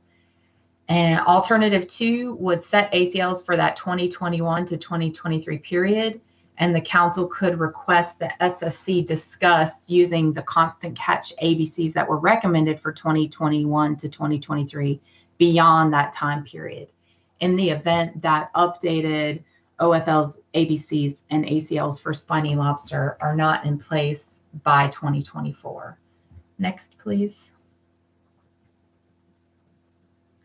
For action 1, alternative 3 would select the variable catch approach for specifying OFLs and ABCs for spiny lobster for 2021 to 2023 period based on the CDAR 57 stock assessments, and use the variable catch ABCs to derive the spiny lobster variable catch ACLs, which again would be set equal to the optimum yield for 2021 to 2023 under the sub-alternatives. Sub-alternatives 3A through 3C reflects the same level of management uncertainty as sub-alternatives 2A and through 2C. Pending council and SSC review, alternative 3 would include the caveat that the variable catch OFL, ABC, and ACLs established for 2023 would be used for 2024 and beyond until updated assessments and subsequent rulemaking are available and completed. Next, please. Table 2.4 in the draft amendment document, which is on the council's website, contains the preliminary constant catch ACLs for spiny lobster for each island based on the constant catch ABCs recommended by the SSC, as reduced by the council's management uncertainty buffers in sub-alternatives 2A through 2C. So the first column with numbers, with data, reflects that no management uncertainty where the ACL equals the ABC. The second column of numbers is the ACL has a 5% reduction buffer for management uncertainty, and the third column has the 10% reduction, and they're one for each island. These are preliminary numbers because the OFL projections and resultant ABC and ACL estimates could be updated using finalized 2019 landings data before the council takes final action on the amendment. And I did verify with Richard Abledorn, and these numbers match the numbers that he presented in his presentation. Next, please. Table 2.5 in the draft document contains the preliminary variable catch ACLs for spiny lobster for each of the 3 years, 2021 through 2023, based on the variable catch ABCs recommended by the SSC, reduced by those same management uncertainty buffers. Again, these numbers could be updated and included in, or would be updated and included in the final amendment. Next, please. Under each island-based FMP, spiny lobster is considered a Tier 4A stock, and the OFL is defined but not quantified. Instead, a new reference point, the sustainable yield level, is quantified and used as the OFL proxy. So as mentioned earlier, following the CDAR 57 stock assessments, spiny lobster stocks would be considered a Tier 3 stock, and the OFLs would be quantified. So the language describing the overfishing determination process was revised in the draft amendment as follows. For both Alternative 2 and Alternative 3, in the years that spiny lobster stock assessments are completed, overfishing would occur if the fishing mortality rate, which is F, exceeds the MFMT. In other words, if the ratio of F to MFMT is greater than 1, then the stock is undergoing overfishing. In years without a spiny lobster stock assessment, overfishing would occur if the annual harvest exceeds the OFL. So in other words, if the landings to OFL ratio is greater than 1, then the stock is undergoing overfishing. For Alternative 1, overfishing would be determined as described in the FMPs, which you can find that description in Chapter 5, Section 5.13.4 in each of the island-based FMPs. Next, please. Through Action 2, the Council would revise the years of landings data that would be compared to the ACL for triggering an AM for the spiny lobster stock under each FMP. At this time, alternatives included in the draft framework amendment include using a 3-year average or a single year of landings, which I'll discuss more on the next slide. The goal of the AM trigger is to evaluate whether landings exceeded the ACL that was in place and prevent exceedances going forward. So this can be complicated by the data lag. For instance, for Caribbean stocks, complete landings data are generally available 2 years later. And it can also be complicated when ACLs change, as they will with this amendment. For example, if the new spiny lobster ACLs are in place in 2021, those landings data most likely would not be available until 2023. So we, as the IPT, would want to make sure that the alternatives included in the amendment for revising the AM process take that data lag and the changing ACLs into account. The IPT will continue to work on this action and the effects analysis for the alternatives. Next, please. So this is just a quick comparison of those draft alternatives included for the AM trigger, the 3-year average or the single year. Using a 3-year average as the AM trigger would continue the approach historically used for U.S. Caribbean stocks. Averaging landings over a 3-year period would be expected to reduce the effects of variability in the landings data, which could be due to either biological factors, such as variations in year classes, or economic factors, such as changes in market demand. This approach would be expected to trigger AMs less frequently if the landings in one or more of the years were below or well below the ACL, as the low years would even out a high year of landings. However, when using averages, years with very high landings could trigger AMs in consecutive years. For example, if landings in 2021 were greatly above the ACL, then those landings may result in 2 or 3 years of consecutive AMs being triggered because that high year of landings is used in the averaging process. On the other side, using a single year of landings to trigger an AM could reduce the effect of a year with really high landings, meaning that that year with high landings would only be used in the trigger evaluation once, and then it wouldn't be used again. This approach is simpler to use when ACLs change frequently, for example, following updated assessments. But this would be a change in the process historically used to trigger AMs, and using a single year only would not account for any of that variability in landings. Next, please. Here's a brief look at some of the other text included in the draft alternatives for triggering an AM that would be slightly different from the text in the island-based FMPs. Alternative 2 would use a ramp-up process, meaning a single year of landings followed by a 2-year average, followed by a 3-year average, and thereafter a running 3-year average to trigger an AM. This is similar, but it would not prescribe which years to use as the island-based FMPs did. The alternative includes text that the ramp-up process would restart whenever the ACLs are reset. This could prevent this AM process from needing to be revised again during a subsequent amendment. The alternative would keep the condition that would allow the RA, the regional administrator, in consultation with the council, to deviate from the specific time sequences used to trigger an AM, but it would modify the text from based on data availability to based on the best scientific information available. This would allow for more flexibility in the clause. For example, if the expansion factors used to adjust the Puerto Rico commercial landings were determined to be too high or too low, then that data may not be considered the best scientific information available, and the RA and the council could use alternative years. Finally, this alternative would include options for using an arithmetic mean or a geometric mean to calculate average landings. The current process uses an arithmetic mean, and I'll show you a quick example of how these two approaches work on the next slide.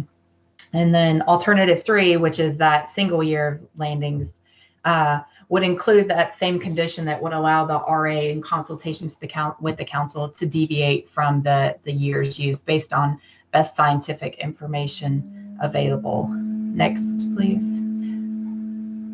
So here's the difference between a geometric mean and an arithmetic mean. They're different in how they're calculated. So consider 3 years of landings data, 300,000 in year 1, 300,000 in year 2, and then 600,000 in year 3. The arithmetic mean of these values would be 400,000. So you add the three values together, you divide by 3, you get 400,000. The geometric mean of these values actually multiplies the values together. So 300,000 times 300,000 times 600,000. And then it takes the cube root and it returns a slightly lower value. So 377,976 pounds. Using a geometric mean generally returns a more conservative estimate, i.e. a lower number, and as such may prevent an AM from being triggered when compared to using the arithmetic mean. The South Atlantic Fishery Management Council is proposing using a geometric mean for triggering an AM for post-season recreational AMs for their snapper grouper fishery because their recreational landings data are highly variable. The Caribbean Council could consider using this approach and if it's useful in considering variability in spiny lobster landings. Next. Here are the next steps for development of the framework amendment following those successful spiny lobster assessments. Again, this amendment would not be able to be implemented until the island-based FMPs are in place. The IBT would like council feedback on these alternatives included, including if there's any that we haven't thought of that you might like to see developed. The council could request that the Science Center update the OFL projections and the ABC estimates using complete 2019 landings data when they are available. The council could request that at the February 2021 SSC meeting, the SSC review the updated OFL projections and ABC estimates provided by the Science Center and discuss the shelf life of using those 2021 to 2023 OFLs and ABCs. The goal of the 2023 interim assessment would be to have those new values in place by 2024, but being able to use the 2021 to 2023 values into 2024 would give us the flexibility in getting those new numbers, including new ACLs in place. The SSC could also give feedback on the use of arithmetic versus geometric means for ACL monitoring purposes. The IPT will continue to work on the Action 2 alternatives for revising the AM trigger and will prepare a more complete framework amendment that includes analysis of effects for each action and alternative. And staff will present that framework amendment at the April 2021 meeting for council review. Next. And with that, I'll take any questions. Thank you, Sarah, for a great presentation. Anybody like to make a question? Questions? Marcos Vanessa Ramirez for the record. Go ahead, Vanessa. I just want to make a comment about the numbers. As I always says, we know that the data is not real. And I will just put an example of two of the main fish markets that we have here in Cabo Rojo. Practically between those two, they make more than 1,000 weekly of pounds of fish market, just between those two. And we have 10 in my town. So when we make the arithmetic multiplication for the 6 days that they work, the real number of lobster that we move in here, it's really high.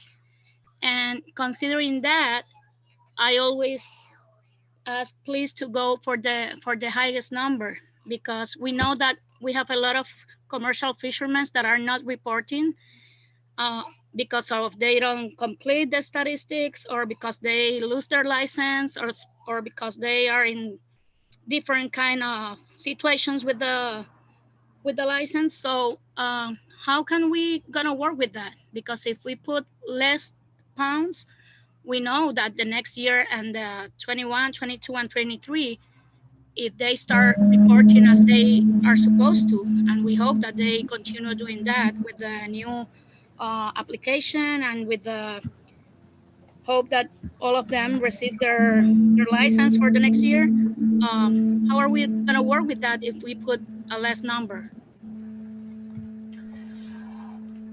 Hi, thank you, Vanessa. I didn't show it in this presentation, but all of our alternatives for triggering an AM would retain that clause that unless the NIMS Science Center determines that an overage occurred because data collection or monitoring improved. So if we can look at the landings data and see that the overage was due because more people were reporting as opposed to maybe just the catches were high, like we had the same level of reporting and catches were higher, then the Science Center, I think, could help inform us that that was the case, and then that clause would kick in. And even if the AM was triggered, it might not be applied. So so there is that potential that I didn't show in this presentation, but that would be included in the amendment. It's included in the island-based FMPs,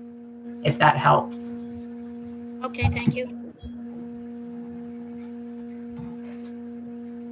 Anybody else from the Virgin Islands? Anybody would like to? Hi, good afternoon. I'm Nicole Griot here, the St. Thomas liaison. My question was along the lines of Vanessa's also. So I do know that we are going to start getting more reporting as far as recreational catch is considered too. And if the geometric means is going to be used to do these product numbers and then the square root after, how do we, but we're not separating the commercial catch from the recreational catch, but since this is going on until 2023, I do know that those numbers are going to be a little bit skewed from the base plan. Do you all have anything to use different variables to make sure your numbers are as close to accurate as possible? So let me answer, I think, the commercial recreational part. The ACLs that are included in the island-based FMPs, and that would be in the Spiny Lobster amendment, are only for the commercial sector, although in the USVI, they would govern the recreational sector too. That was because when these were being set up, we didn't really have any recreational landings data for the USVI or for spiny lobster in Puerto Rico. So for spiny lobster, if it is determined that you know, an AM needs to be applied, I think it would be how it has been in the past, and that both sectors would be closed. Going forward, if we start getting better information, better data, like especially from the recreational sector, then that could go back to the SSC or the Science Center, and they could help establish ACLs for that sector. They could definitely include that data in the next round of maybe the spiny lobster full CDAR assessment, whenever that's going to be planned. So going forward, that data would be useful. I'm just not quite sure at this time how it might fit in with what's going to be outlined in this amendment. I don't know if that answered your second part of your question. Yes, it does. Thank you, Sarah. Okay. Questions? Carlos Fischetti here. Go ahead, Carlos. Yes, I just wanted to know, are we going to decide here today what action or alternative each island-based plan is going to decide on? Are we going to do that here today? That wasn't our intent. At this point, we were just looking for kind of your general feedback on, do these actions look okay? If you had a strong feeling one way or the other on, say, the constant catch or the variable catch, the council could make that known. But we're not looking for you to select preferred alternatives at this point. We just kind of wanted to prepare you for what's going to be coming in the amendment in April. And probably at that time, we would be hoping that you would pick preferreds. But if you have a preference or a general feel of how you think you would like for instance, St. Croix to be considered, I would definitely write that down as part of the rationale at this time. Sure, okay. I think in the last meeting I did mention that I prefer to see a constant ABC. You know, one of the things that's happening here on St. Croix is that, and I think it happens every year from November, December, January, conch season opens November 1st. So a lot of the fishermen move from lobster diving to conch diving because that's what the consumer's waiting for. So they kind of let up on the lobster harvest. And I just want to make sure that we don't let that slide by. But you know, I'm looking at constant. I don't know if there's anybody else. Well, for the St. Croix district, it's only Edward Schuster on board here. So. Marcos? Yes, go ahead, Miguel. If I may, a question for Sarah. Sarah, do you think that this presentation could be given to the DAPs, let's say in the first quarter of 2021, so we have an input from them before we get Yes, to yes, we can definitely do that. Because in that case, Mr. Chairman, I suggest that, you know, next year we are planning to have a meeting of the DAP to go over the presentation that Richard just did, Graciela, on the models.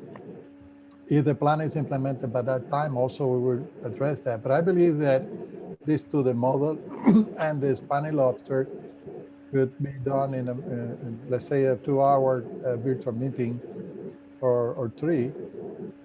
And it will be a matter of coordinating with Sarah and the chairs of the DAPs to have this meeting here. Hopefully, maybe late February or beginning of March. So we will be ready to provide their input to the team that is working. Thank you, Miguel.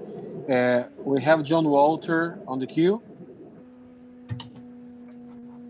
Thank you, Mr. Chair. Can people hear me? Yes. Okay, one of the things that we do need to separate here is the assessment, which right here is using the best data that's available at the time to the assessment, and importantly is raised to a higher tier than previous assessments. So we're getting something we haven't got before, which is the status of the stock. And this is a big and actually a fairly substantial improvement here over our previous treatments for this species. And then what we're all hearing and have in the works are a lot of improvements in the basic data collection. And so that we're going to be getting better data because we've put the processes in place. What that means is that the assessment was using data that was only the commercial fishery. The recreational fishery was assumed either part of that commercial fishery or some unknown and constant baseline. And so if that is growing in the future, we should be getting that information and taking it into account. And then if it does indeed prove that it's a constant, say 10% of the commercial, then it doesn't change the stock status. However, we would also monitor the ACL by what the data that goes into it. And I think that's a question for how the ACO gets monitored. If there's an additional set of landings that hadn't been accounted in the assessment, how we treat them needs to be considered. And that, I think, is a question that is still an open one. Thanks. Marcos, Thank you. Yes, we have Roy on. Thank you very much, Walter. We have Roy. Yep, thanks, Marcos. And thanks, Sarah, for the presentation. I think it was well done. And I just wanted to say that I agree with Carlos. I think my preference is the constant ACL, where it's averaged over a series a year. I think that way people know what's coming and what's expected. And then we put that in place, and then hopefully in a couple of years, we get an update or an interim assessment of it, and then can come in and reset things based on that. And then maybe when we do the update or an interim assessment, whatever comes next, it can better address some of these questions that we have now with respect to landings and recreational landings and things. But I think my preference will be towards the setting a constant catch level. Thank you. Thank you, Roy. Miguel, I'm missing anybody on the queue? Not that I've seen here. Yes. And there is any other question? Well, one question is if you would like to, even though Sarah said that this is not the time for it, you can give the group that is working an indication of the preference of the council. So if the council, for example, prefers to follow Roy's advice, this is a good time to say it. So they will look at it and discuss in the rationale. Then when we present this to the DAPs next year, they will have a more information as to how to proceed. Yes. Miguel, can you hear me? We have Jocelyn requesting for a turn to speak. Yes, thank you. Before we moved on, I just wanted to circle back to something that John had mentioned about ACL monitoring. So because this process, we didn't have recreational landings and there were various assumptions, you know, as John indicated how they would be included in the model, but we didn't have numbers to plug in.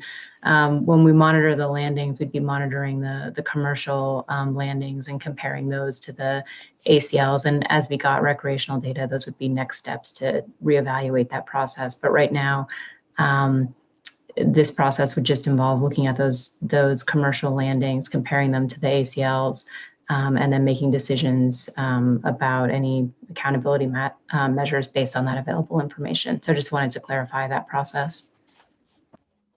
Yes. Thank you very much, Jocelyn. We are all aware.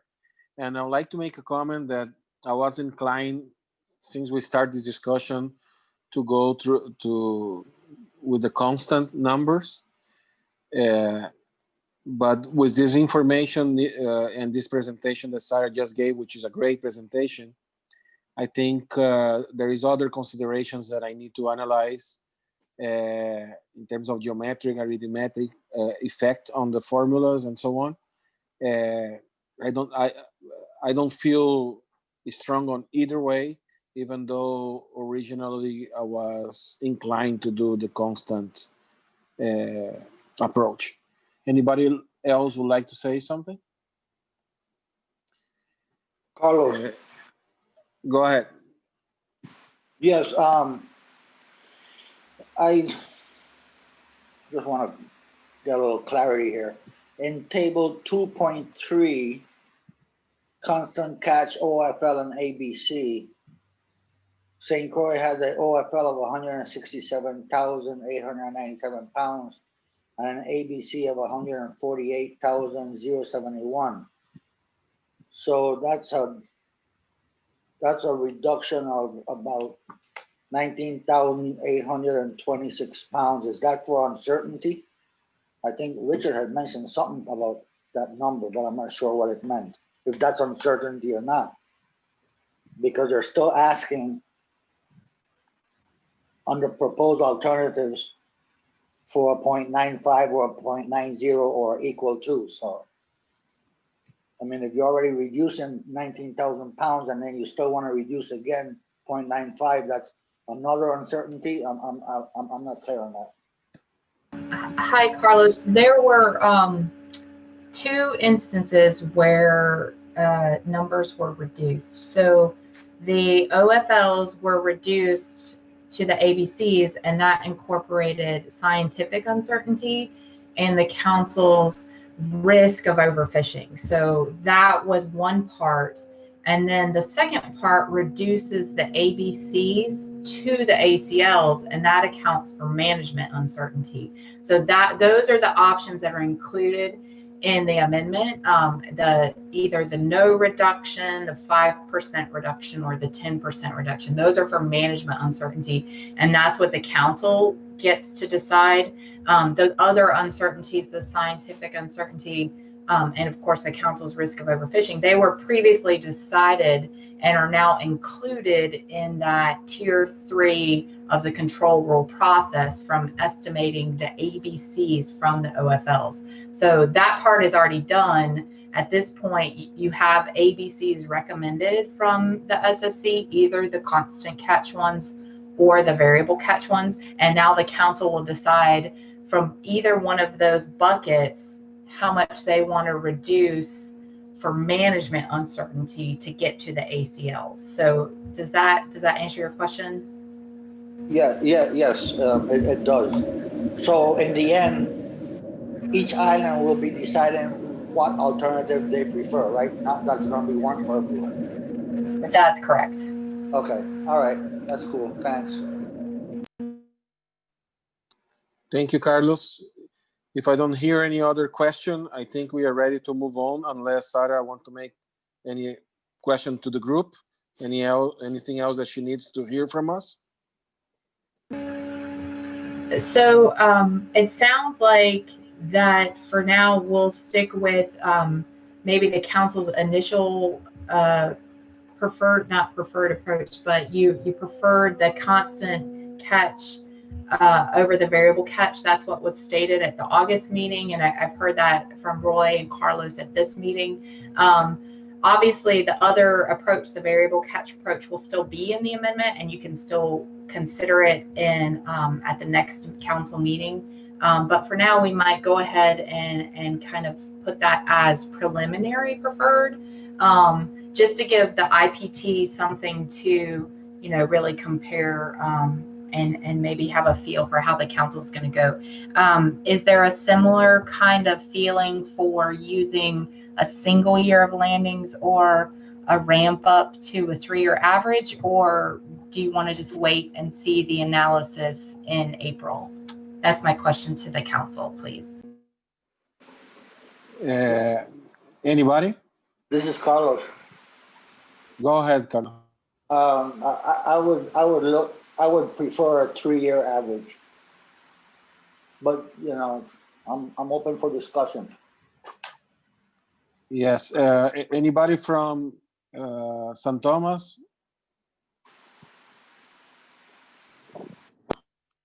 Tony Blanchard. Go ahead, Tony. I would have to agree with Carlos. I would probably prefer a 3-year average and a constant. No, but I also agree with Miguel where they should go to the DAP and hear what comes out of that discussion. Okay, Marcos, I have Roy Crabtree asking for a turn. Yeah, raise hand. Yes, go ahead, Roy. Yeah, and I think I'm agreeing with Carlos and Tony. I think we should use an average landings over some period of time. So I would ramp up to probably 3 years, but if not 3, then 2 years. But I think that helps smooth things out some. And it also makes sense to me to, I know this is getting in the weeds, but for staff's purposes, the geometric mean seems a better way to go to me because it tends to smooth things out a little bit, and it's less affected by, if you do it for 3 years, it's less affected by having 1 year real extreme compared to the other two. But I know that's getting in the weeds a little bit, but it does make sense to me to use an average given all the uncertainty we have about what's going on. Marcos, you have Angeli. Nicole. Angeli, go ahead. Yeah, hi. The preliminary preference that we have is for this to go to the DAP's needs district, but for the discussion today, at least a 3-year geometric mean and constant would be our preference. We anticipate to amp up data collection over the next 5 years. And so for now, I think that should be the best option, but that also gives us a lot of time to speak about this within our districts. Thank you, Anjali. Vanessa, do you like to have your input in here? Yeah, thank you, Marcos. Vanessa Ramirez for the record. I'm on the side of Carlos Antoni. I prefer also for the 3 years. Thanks. Any other council member would like to speak? I would like to say that I agree with the group. I don't have any objections to that. This is Marcos. And the geometric, like Roy said, the combination with geometric approach, it seems to work better. For me, it's the first time I see it, that approach. And so far, I agree with that. I need to analyze a little more, even though it makes sense. Do you Marcos? need a motion from us, Sarah? Marcos, at this time, you can do it just by consensus. What Sarah wanted was to have an indication of the trend that you want to see, but you should allow the DAP to also look at this. Maybe they have an idea that we are not seeing here, but from previous meetings and this meeting, the sense is that the consensus will be to have the fixed ACL and the 3-year average for the Spiny lobster. And I believe that Sarah can take that, but if they want to, I will ask Sarah, if you want to have a stronger indication from the council, then a motion and a vote will do it at this time. Hi, Marcos. No, I've captured everybody's rationale for their preferred, at this point in time, and I think that's good enough for today. Thank you very much. Excellent. Thank you, Sarah. Thank you very much. Let's go for a break now, and 5 minutes break. It's at 3:07. We come back. 5 minutes break.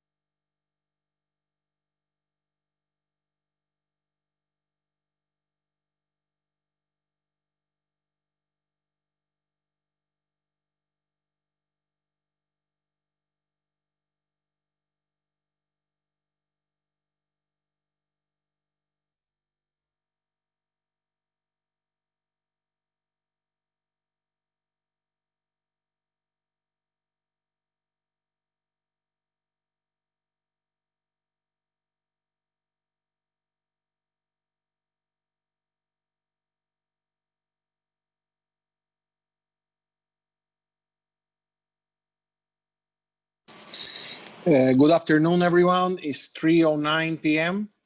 We are ready to start the meeting again. The next item on the agenda, one second, is the gear amendment.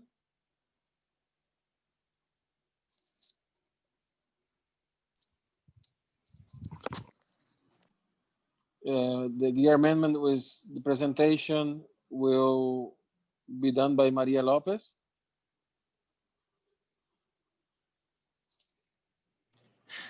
Can you hear me? Yes, I can hear you, Maria. Okay. Good afternoon. Thank you. Good afternoon. Natalia, can you present, please? Yes, just Thank you.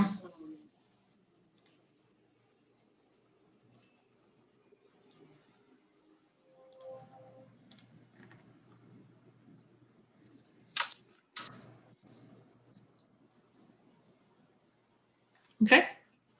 Is this the presentation? I'm sorry, my mic was off. Yes. Thank you. Okay, good afternoon, everybody.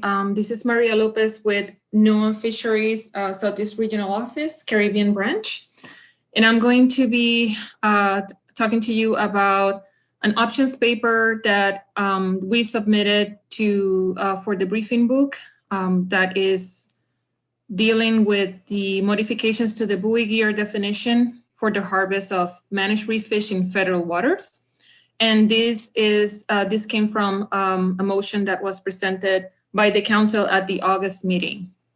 This options paper is going to be addressing the buoy gear definition for federal waters in Puerto Rico, St. Croix, St. Thomas, and St. John. So it will be an amendment to each one of those fishery management plans as the council decided last time. Next slide. Okay, so as an overview, in Puerto Rico and the USVI, commercial fishermen harvesting deep water snappers, and I'm referring to queen and cardinal snappers and other snappers that are a little more shallower waters, such as silk, blackfin vermilion, have traditionally used a gear type locally known as Cala con Boya in Puerto Rico and as deep draw buoy gear in the US Virgin Islands.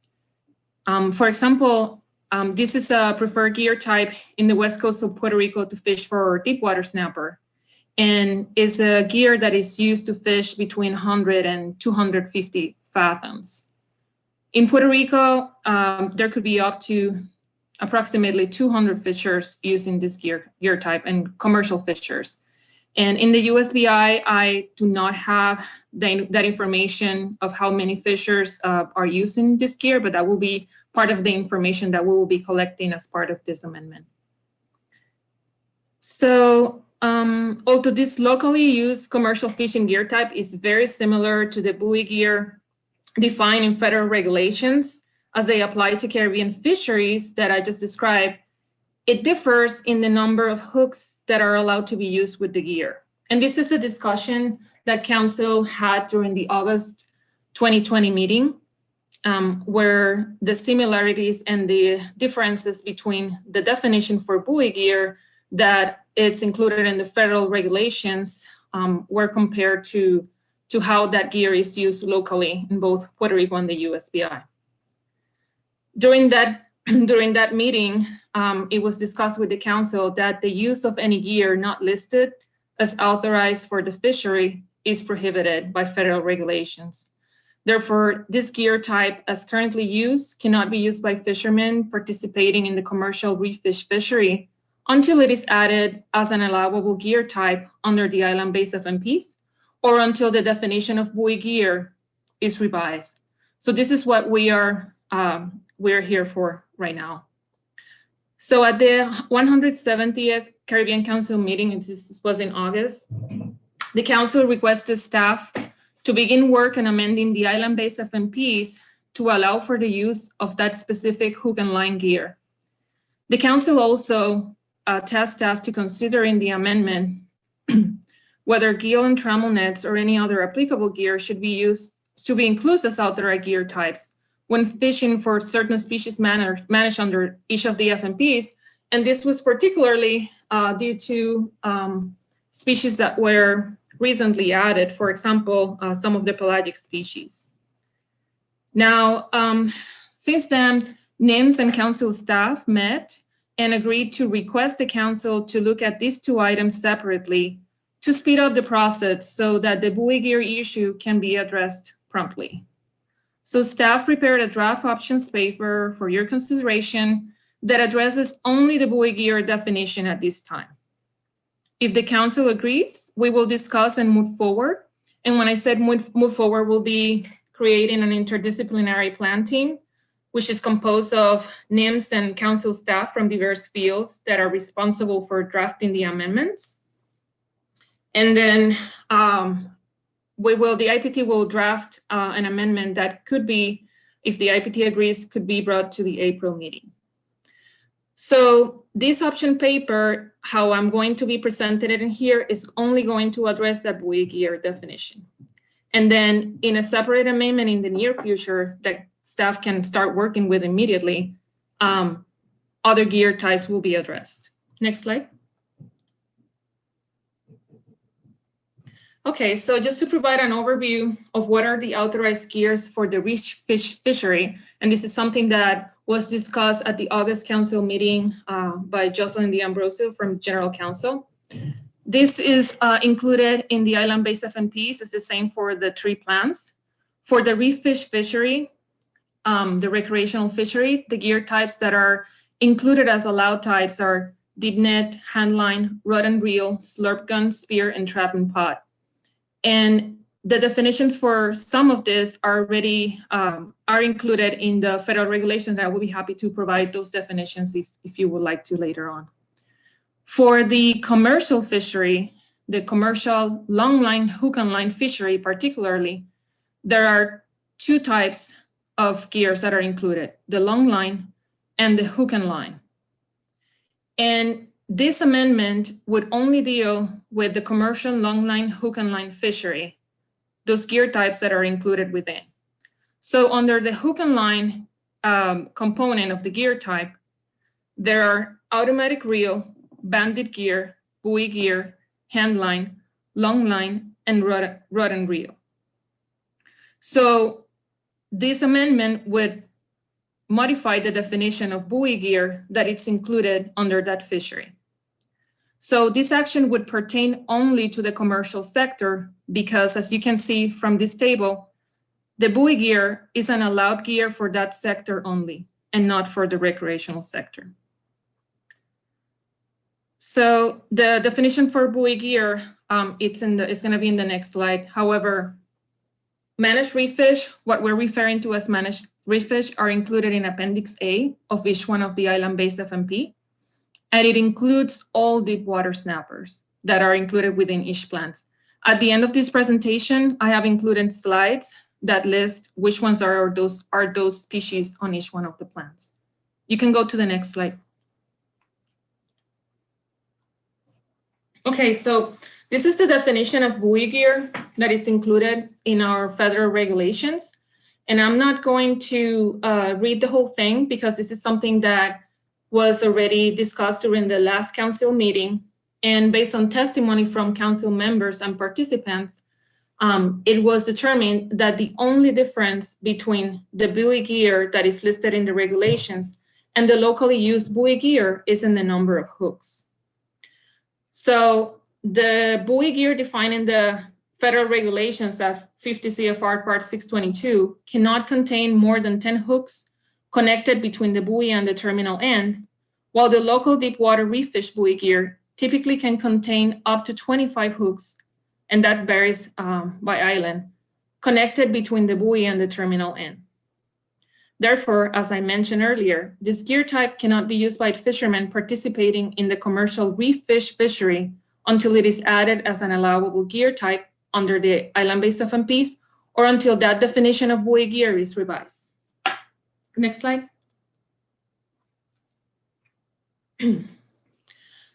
This is a comparison of the buoy gear in federal regulations versus local deep water buoy gear. And In the left column, you will see all of the items that are included in that definition, and then what is in the regulations versus what it's used in Puerto Rico and the US Virgin Islands.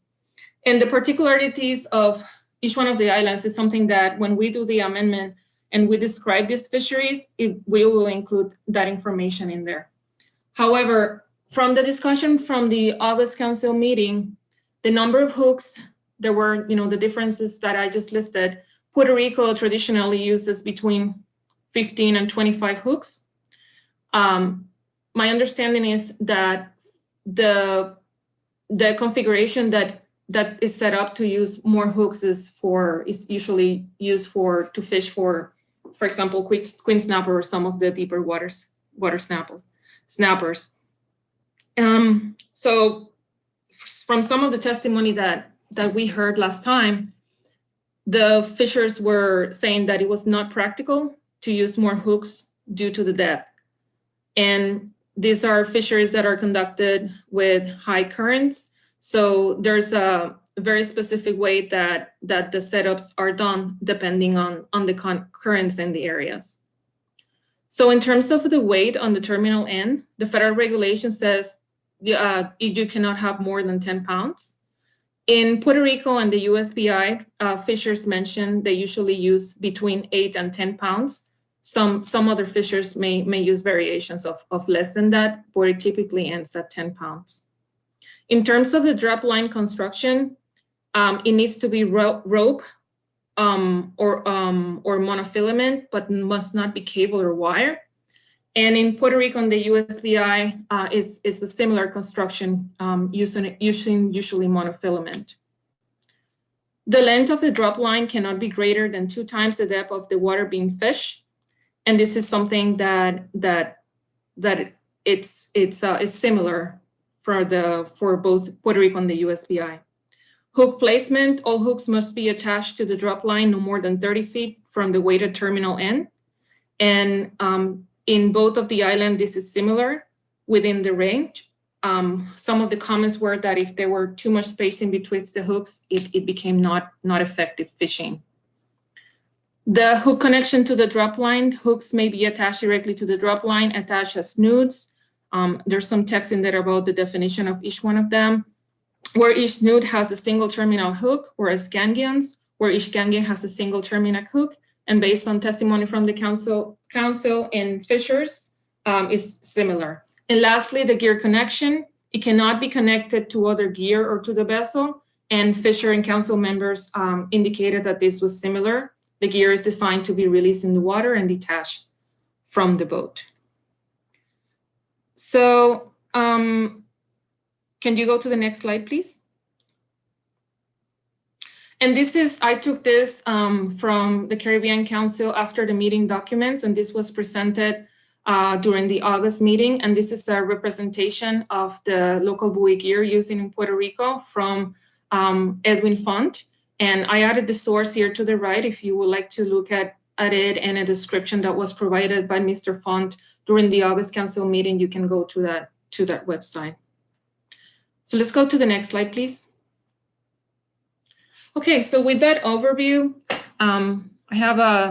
we have done a draft purpose and need. This is a draft purpose and need because obviously it still needs input from the interdisciplinary plan team that will be working on the amendment if we are going to move forward. However, we wanted to put this in here to provide an idea of what the amendment will address. So potential purpose is to modify the definition of buoy gear as it applies to the commercial sector of the longline hook and line fishery for managed reef fish in each of the island-based FMPs to allow for the use of a specific buoy gear type traditionally used in the US Caribbean to fish for deep water fish, snappers. What is the need? The need is to ensure that commercial fishermen can use the gear traditionally used to harvest deep water reef fish in the US Caribbean. So basically what this amendment will do is redefine that gear so that it can be used the way that is configured as of now. Can you go to the next, please? So here are two potential options, and these are just options. This can change, obviously, based on input from the council. So the first option is what we traditionally include in amendments, is the no action. And the no action is, what is the current situation? What is out there without doing anything else?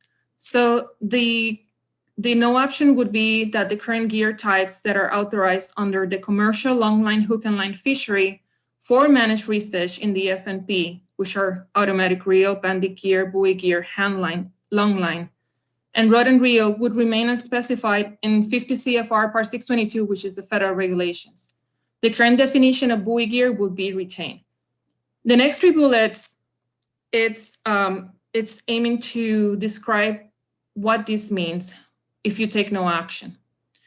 It means that no changes will be made to the list of allowable gear types or how they are defined under the commercial hook and line fishery for managed reef fish. That gear type that is currently used in Puerto Rico on the USBI to fish for deep water reef fish would continue to not be allowed in federal waters to harvest managed reef fish.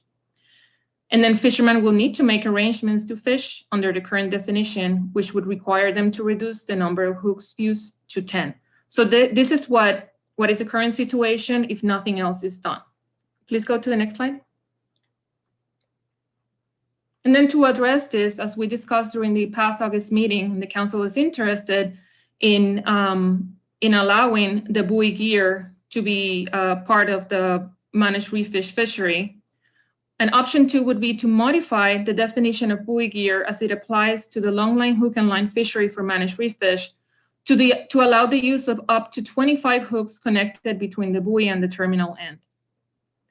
This option, what it would do is to modify the definition for the fishery so that it can include that configuration of the traditionally used buoy gear type from Puerto Rico on the USBI.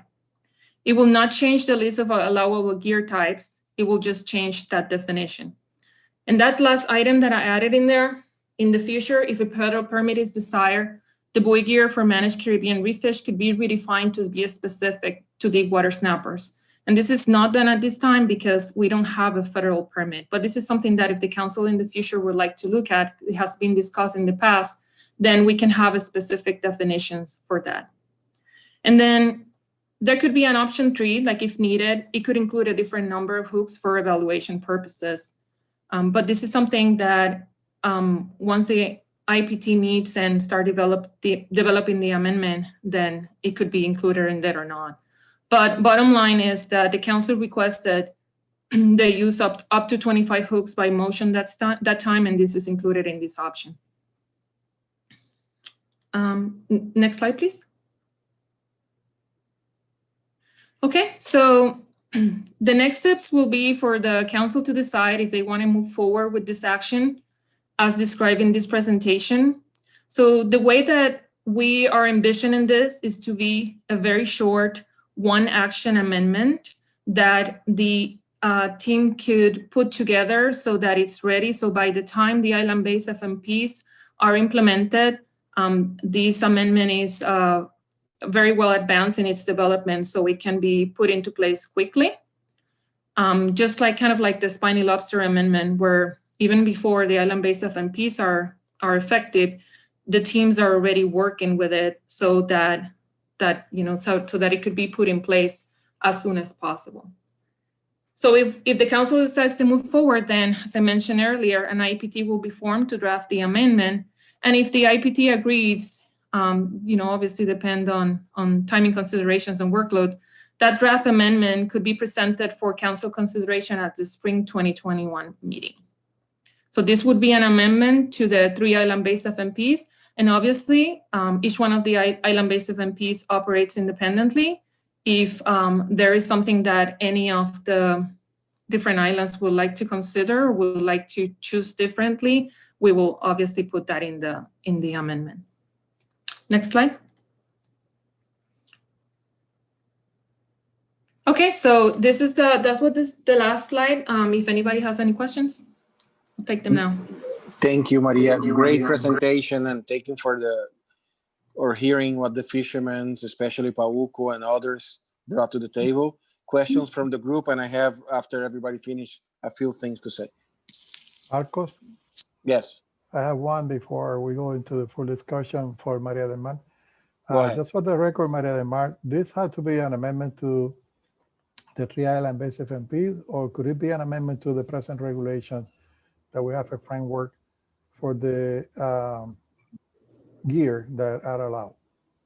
Well, I believe that we discussed some of that last time, and the advantages of doing it right now is, we just get it done through the island-based FMPs. I think if it would have been the difference in time between what we have right now and when the island-based FMPs would be implemented, it will make more sense. But remember that this is not something that will happen in 1 month. I mean, we still have to go through the regular amendment process, and that takes some time. So by the time that this would be ready, and this is what we're trying to start it as soon as possible, it's very possible that the island-based FMPs are already going to be effective. So that will be the one that it will be better, in my opinion, just to go ahead and do this for the island-based FMPs, just because. Then, Maria del Mar, would you need a motion indicating the council wishes at this meeting? Or do you need for the IPT to work on? I don't think so. I think the council already had a motion saying that they wanted to develop an amendment to address this. The only difference in here is that staff agreed to separate this into 2 amendments, just because, this is a situation that should be addressed as soon as possible, and having an amendment with several actions could take possibly longer. So that will be the other thing. The addressing the other gears is still in the works.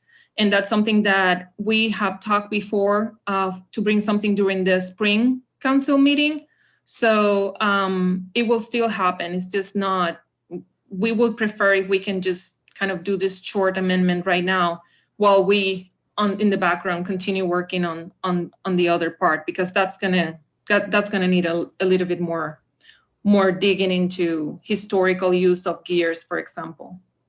Yeah, Marcos, what Maria is saying is very important in terms of the time frame that we have for 2021, because remember, this amendment had to be prepared, submitted to the council, and once you agree that this is what you want, then it goes to public hearings. You come back from public hearing, and then you have another meeting, and there you finalize the whole process. So we're talking about, if we agree with Maria del Mar is proposing, we have this amendment and presented to the council at the April meeting. They go to public hearings after that meeting, and maybe at the August meeting we will be able to have a final decision for implementation. I'm so happy to see this presentation and to see this possibility coming up finally. Thank you, Maria. I would like to hear from the council members if they are all in agreement with the pathway that Maria just described to us. This is Carlos. Go ahead, Carlos. Okay. I went out and I spoke to a few of the deep drop fishermen, fishermen here on St. Croix. They do agree that they want to change the part, to amend the part about the 10 hooks to the maximum 22, 25. Most of them are 22 over here on St. Croix. Excuse me. However, there was a big issue with the fishermen here that I interviewed regarding having the first hook 30 feet from the terminal weighted end. And one of them used me as an example. He says, go over there and stand 30 feet away from me. And when I did that, he said, okay, now pretend that I'm holding a plate of fried fish, rice and beans, and Johnny cake. Now eat. And I started to laugh because there's no way I could reach that. He said that they fish a maximum of 3 feet from the terminal end where the first hook starts. And that if you fish at 30 feet from the terminal end, what you really are going to be catching are sharks and swordfish.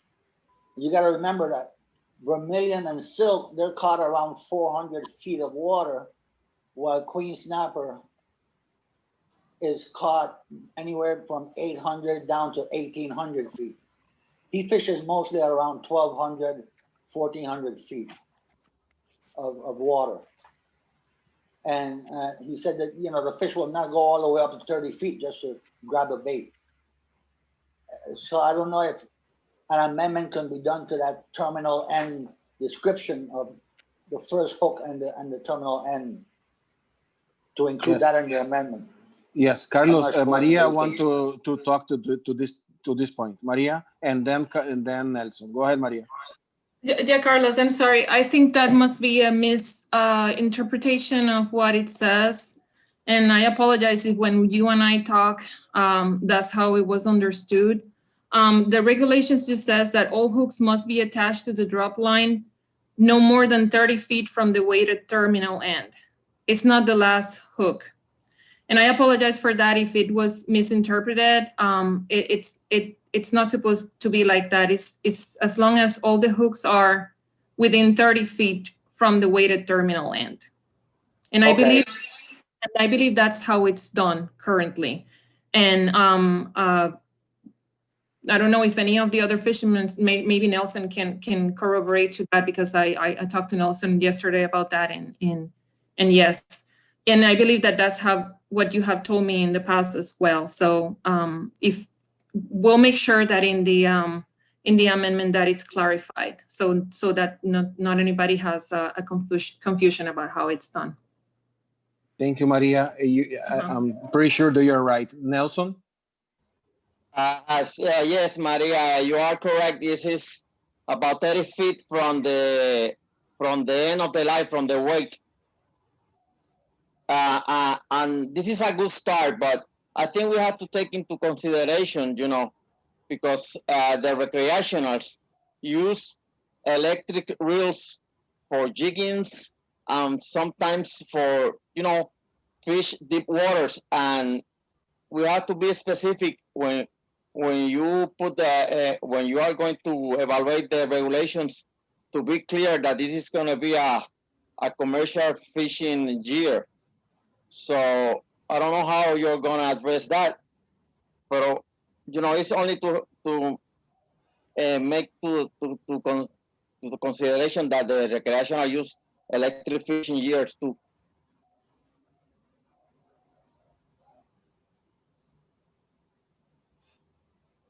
Nelson, we lost you.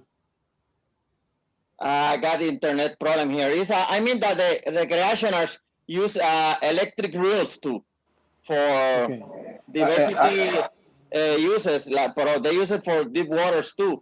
So I don't know how you are going to address that issue.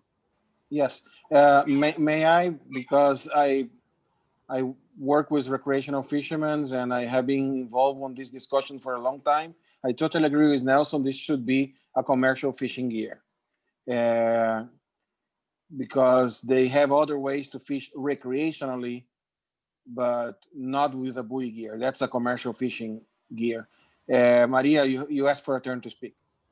Yes, and thank you, Nelson and Marcus, for that comment. Yes, and I think I mentioned that in the beginning. The buoy gear is an allowed gear only for commercial under federal regulations.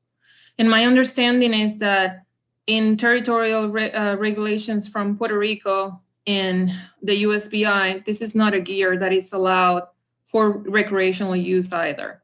So that is why the scope of this amendment is only dealing with the commercial sector, because in the regulations, it's not listed as an allowed gear. So any changes that we do for this gear will be applicable only to whatever is allowed, and that's only for the commercial.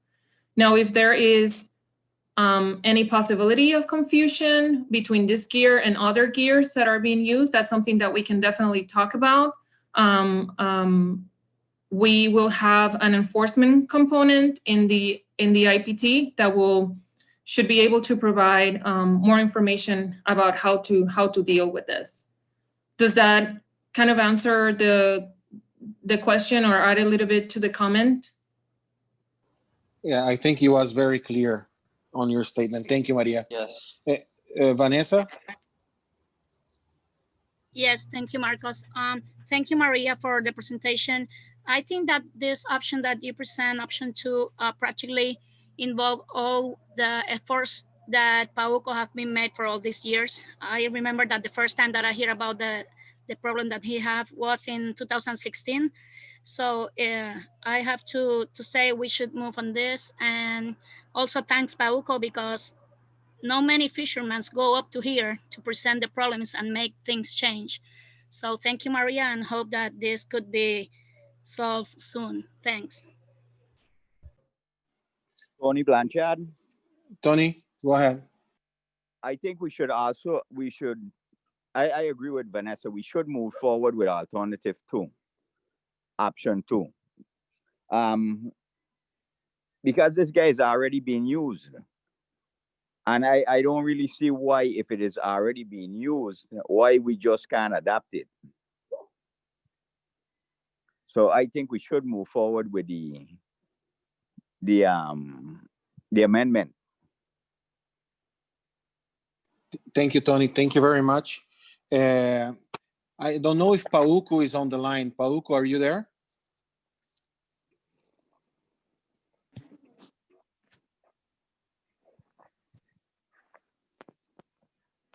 So he is on the line. He's trying to speak.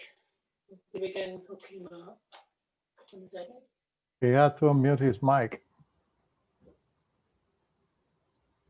Marcos, estoy aquí.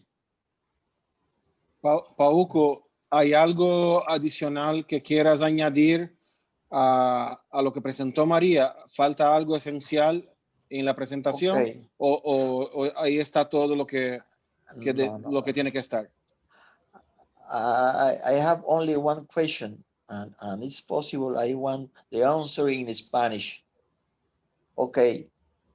El arte de la cala, conocido como gear en inglés, con 25 anzuelos o menos, finalmente se consideró un arte legal en aguas de Puerto Rico y en aguas federales, o todavía está en el proceso de evaluación. ¿Sí o no? María, ¿tú quieres contestar? Sí. Go ahead, María. Sí, saludos, PAUCO. Voy a contestar en inglés, puedo traducir en español. So, en Puerto Rico, ese arte está permitida. En las regulaciones federales, y probablemente esto puede haber sido por omisión, no estoy segura por qué, el arte utilizado en Puerto Rico con hasta 25 anzuelos no es un arte que está permitida para su uso.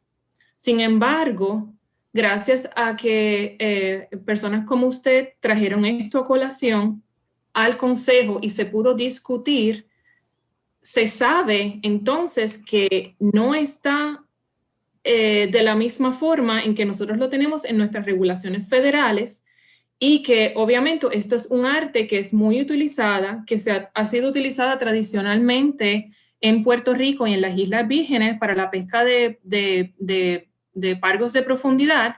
Y entonces el Consejo ahora, a través de esta enmienda que yo estoy presentando, interesa que se haga esa enmienda para que los pescadores puedan utilizar el arte según la han utilizado tradicionalmente.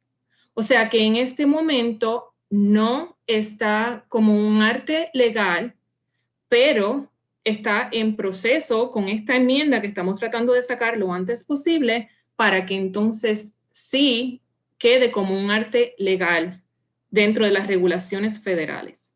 ¿Contesta la pregunta? Y me la clarificó, porque dentro de las limitaciones del idioma tenía mis dudas y quería estar completamente claro, porque detrás de mí hay muchos pescadores que están bien preocupados por esta situación. Agradezco su contestación muy clara, precisa, y sigo en el meeting. A la orden. Gracias, Pauco. Miguel. Marco, es que bueno, Vanessa tiene un turno también, pero hay que decirlo para récord y hay que tener cuidado con las cosas que uno dice para récord. Técnicamente, nadie puede pescar ese gear en este momento en aguas federales, hasta tanto en cuanto se enmiende la reglamentación que aplica en este momento. Puerto Rico no tiene esa limitación que sepamos, aunque puede que la tenga. Así que la contestación pues tiene ese caveat. En otras palabras, para que esa reglamentación, cuando esa reglamentación se apruebe, entonces este gear será legal. ¿Qué va a pasar entonces si yo, como gendarme de enforcement, de ejecución de ley, me encuentro a Pauco pescando eso en Bajo del Circo, en la zona federal? Pues si soy bien técnico, pues le digo, está en violación de la ley y procedo contra el hombre. Y eso precisamente es la preocupación que tienen los mayores pescadores de Pauco y los grupos que, por lo menos 2 pescadores, Miguel que me llamó, para explicarme eso. Lo otro es que en la discusión, cuando se habló de esto hace un montón de tiempo atrás, había una cuestión que era el palangre de fondo versus la cala vertical. Y por eso son lo de los 25 anzuelos y no más de 30 pies del peso que se pone en cada cala. Esas eran las 2 cosas que se habían hablado. Y por eso, pues, hay que dejarlo bien claro en el récord, que como bien dice María del Mar, una vez que se apruebe esto, en la zona económica exclusiva, entonces sería un arte para los comerciales que se puede usar legalmente. Ok, tenemos personas en línea. Quiero solamente, y lo estoy hablando en español, I'm speaking Spanish because I want Pauco and his fishermen to understand. We finally are doing something officially a remedy or something we have a good rationale behind with the input from the fishermen to make it work, which was the historical request from them. We are on the right track, Pauco. María del Mar, there was somebody else, Miguel, Nelson before? Vanessa primero y después María. Adelante, Vanessa. Thank Go you, ahead, Miguel. Vanessa. Thank you, Miguel. But practically what I want to say, you already said in Spanish for Pauco. So thanks for that. Was just clarifying to him about the situation that right now we are in the process, but he's not available to fish in federal waters, not yet. Thanks. Maria. Yes, and this is Maria Lopez with Noah Fisheries. So if you want to use the gear in federal waters, you can always use 10 hooks, right? Because that's pretty much the difference in the definition. However, as everybody said, we're working on that. The other thing is that this second part of the amendment that we're going to be looking at the gears, it's very important because one of the exercises that our team is going to be doing is actually looking at that historical use of the gears, the current use of the gears, to make sure that something like this doesn't happen, right? So we want to make sure that the fisheries are defined the way that they are really conducted in the Caribbean. So just bear with us for a little bit, have a little patience, and we will be contacting you to get some information, because you are the persons that are using this gear, have used this gear traditionally, are the best person to tell us what to include and what to address and how this should go.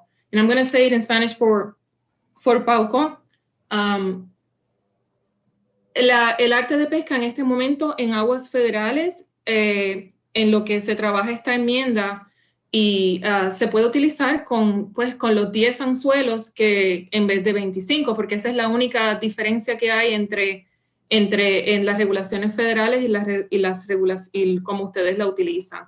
Ahora, la segunda parte de la enmienda que el equipo va a estar trabajando es precisamente mirar hacia el uso histórico de las artes de pesca y el uso actual de las artes de pesca para las diferentes pesquerías en cada una de las islas, ¿verdad? Porque cada una tiene sus particularidades, y asegurarnos de esta forma de que lo que se considere dentro de las opciones de manejo estén las artes de pesca según son utilizadas, para evitar precisamente que haya algún tipo de omisión, por ejemplo, o que no se considere un arte como se supone que sea.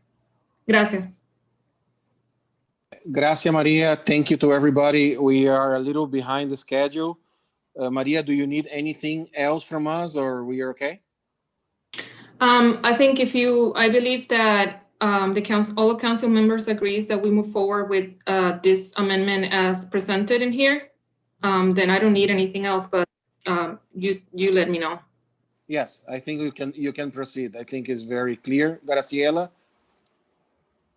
One thing that we need to talk about in the very near future is the lack of information that we have regarding the way that most of the gears are fished, because there has not been an update to the 1980s, early 1990s description of the fishing gears. So that it's something that needs to be done as soon as possible for each of the 3 islands. Thank you. Maria, just want to make a comment following up on what you request from us, bringing the discussion of the other gears for the spring meeting on the follow-up meetings that is appropriate. I'm sure that the council is interested on keep discussing and revising and discussing the rest of the gears too after this amendment, specifically for the deep water snapper. And we are all set with this presentation. Thank you, Maria. Let's keep going for Miguel. Marcos, yes? Before you leave, let's make this very clear for the record. What Maria is saying is that we go ahead with this proposal and finish it. And that would be in spring. Then following that, we will go into the other gears. And that's when the Graciela's comment about getting all the information that we need to update, we will proceed to do that. But at this time, there's only one thing that the council is going to do is to add 50 more hooks to the line that is allowed to be used by commercial fishermen in the EEC. Okay. Let's keep going. The next item on the agenda, Ecosystem-Based Fishery Management Technical Advisory Panel Report. Mr. Chairman, Orin Sadiq is going to give that presentation on behalf of Senai Hapstead because Dr. Hapstead is now finishing his semester at the university. Natalia, do you have the presentation for Orin, or do you want to make him the presenter? It's okay to be the presenter.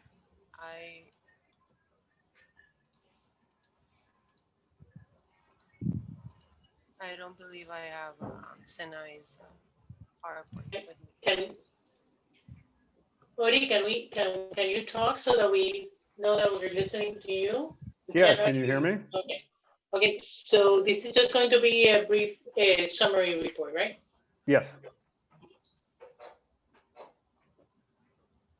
Okay, yeah, I don't actually have a presentation either. As Graciela just said, this is going to be a very quick summary. So good afternoon, everyone. My name is Orion Sadiq, and I'm presenting today, as Miguel just said, on behalf of the EBFM TAP chair, Senai Hapstead, who's unable to attend this meeting right now. I just wanted to start off by talking a little bit about the technical advisory panel activities recently. As you've seen through the presentations from both the DAPs and the SSC, the EBFM TAP is interested in the ecosystem models, the conceptual models that are being put together by these different stakeholder groups. And the process has started with the SSC and the DAPs, and the SSC, as Richard presented earlier, is almost finished. They are planning to finish at their next meeting in early February. And the DAPs have done their part to complete their ecosystem conceptual models at this point. What's left to do is the analysis of those models, and that's going to be a lot longer. There is a meeting scheduled that is a joint SSC and EBFM TAP meeting that's going to take place on from February 3rd to February 5th. And at that meeting, we're going to be listening to several other researchers in the region that are doing ecosystem works as well. So we'll be getting updates. The first of those updates will come from Miguel Figueroa, but we'll also be hearing from Mandy Karnauskas and Kelly Montanaro, who are completing the ecosystem status report for the US Caribbean. We'll also hear from JJ Cruz Mota, who will update us on the LENFEST work and the CMAP work. And this will be in an effort to try and bring all different stakeholder groups to the table.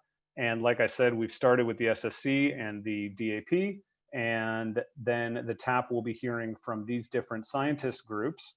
And we will also be interested to hear of any other groups that are working on ecosystem work in the region. Once all that is completed, we're also going to reach out to several other stakeholder groups, and I'll mention that in just a minute. So at that meeting in early February, Miguel Figueroa will be presenting his work on the Puerto Rico crimp data set that he's analyzed, and the EBFM TAP and the SSC together will discuss whether that information and those analyses can be brought in to the ecosystem conceptual modeling, and more importantly, potentially to the FEP. As I understand it, Miguel is also organizing mesophotic data, and he's been working, I believe, with DPNR to collect Virgin Islands information as well. So after we hear from the scientists working in the region on ecosystem work, we are also going to solicit other conceptual models, ecosystem conceptual models, from several different stakeholder groups. Those stakeholder groups are going to include coastal businesses, fishermen who are outside of the DAPs, environmental NGOs, and academics. And all four of those groups, we will solicit ecosystem models on each of the 3 islands. And we'll be getting groups together to do the same kind of conceptual modeling exercises that the DAPS and SSC both did. And we hope by doing all this and including all these different stakeholder groups that we're going to be advocating an inclusive approach, and we'll be able to have all these different viewpoints represented in the eventual fishery ecosystem plan.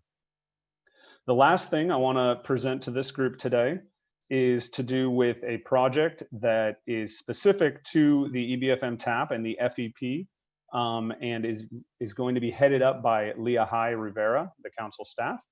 And that is going to include cataloging all the different marine managed areas outside of the council purview. So for example, finding details of all the other areas under management with different jurisdictions, jurisdictions such as the Coast Guard or the Department of the Interior or things like that. And we're going to try and find those, or Leah Hai is going to try and find those management plans, put them all together, and create some sort of reference so that we're dealing, with the entire ecosystem as it stands in parts that are under different jurisdictions. So that was the update that I had for everybody today. I'm sorry that I don't have a presentation, but I'll be happy to answer questions best I can. Otherwise, I would encourage everybody, we should have more for you early in the meetings next year. Thank you, Orion, and thank you for the update. We have a space for 2 questions to keep on the schedule. Any question? Hearing none. Thank you, Orion. We keep moving. The next presentation is the St. Croix Territory and Federal Compatible Fishing Regulations, Carlos Farchetti. Yes, thank you, Mr. Chair. And thank you, Natalia. And I'll have you switch over the slide for me. I think it's easier for me to do that. All righty. So, gotta get my notes here. I know in a couple of meetings I spoke about starting the discussion on compatible regulations for the St. Croix Island-Based Fishery Management Plan. Next slide. So some of the topics that I wanted to address, and I know that there's a lot. And before I go any further, I want to again reiterate all the help that Maria and Sarah have been giving me. It's worth repeating every time. They've done an excellent job with the table that they worked on for me, and for that I thank them very much.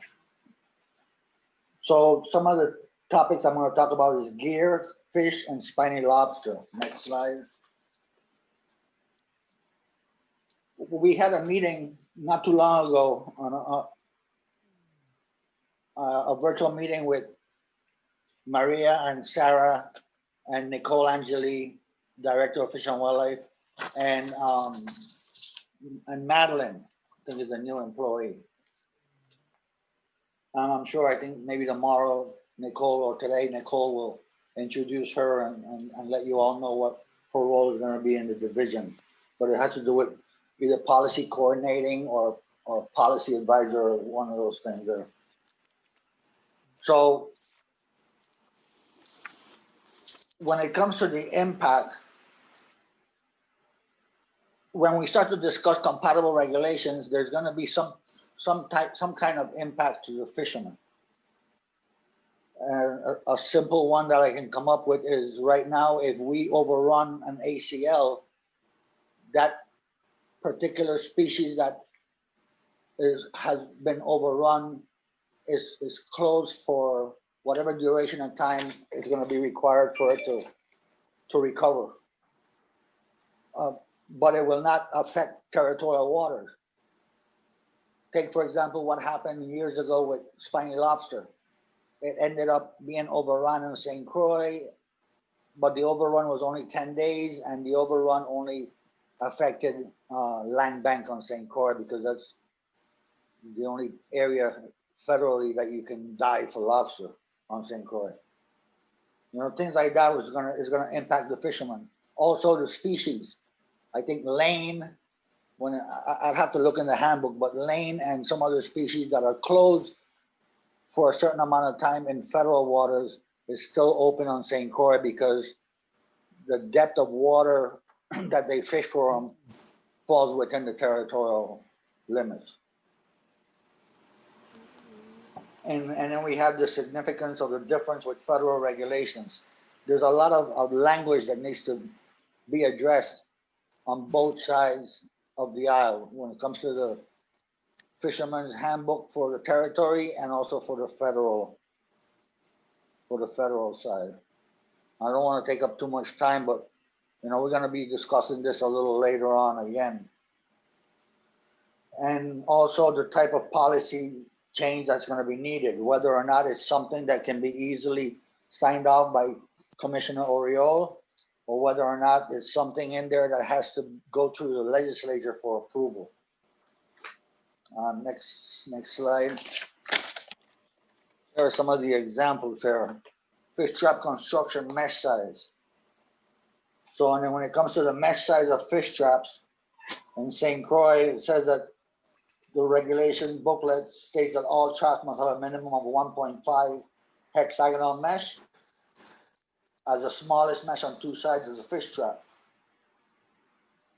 But it also states that all fish traps a mesh size of at least 2 inches square, or if X 2 inches between opposite sides of the hexagon is the smallest mesh size. So in the federal, on the federal side, it explains it a little differently.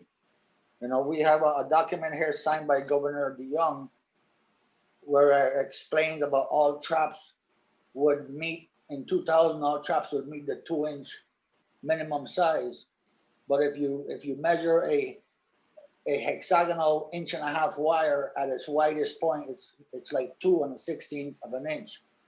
So although it meets the criteria, I think the wording is where the issue is.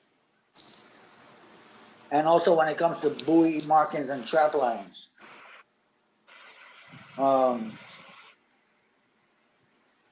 In federal waters, if you have a string of traps, you need 2 buoys, one at the front, one at the end. While in territorial waters, you're only required to have 1 buoy. And that's also language stuff that we can probably take a look at and change. The escape panels, I think we need a little clarity on the design of the panels. I know in federal waters it's 8-inch by 8-inch, and I believe it's also in territorial waters. I lost it. I hope I didn't lose everybody. I lost the screen. I can hear you, Carlos, but I don't see the screen too. Okay. Well, anyways, I'm going to continue because this is going to take a lot more discussion than today, and it's going to take quite a few years to bring this all to fruition. We have Go ahead, also Carlos. issue. We also have the issue with the spiny lobster tail weight, where in the Virgin Islands there's a 6-ounce minimum, but in federal waters it's 5.9 to 6.4 ounces. And that's also a language, something in the language that can be fixed pretty easily. And I don't think anybody would have an issue with, coming down whatever, 0.1, 0.2 of an ounce. But we also have issues with the using spiny lobsters as attractants.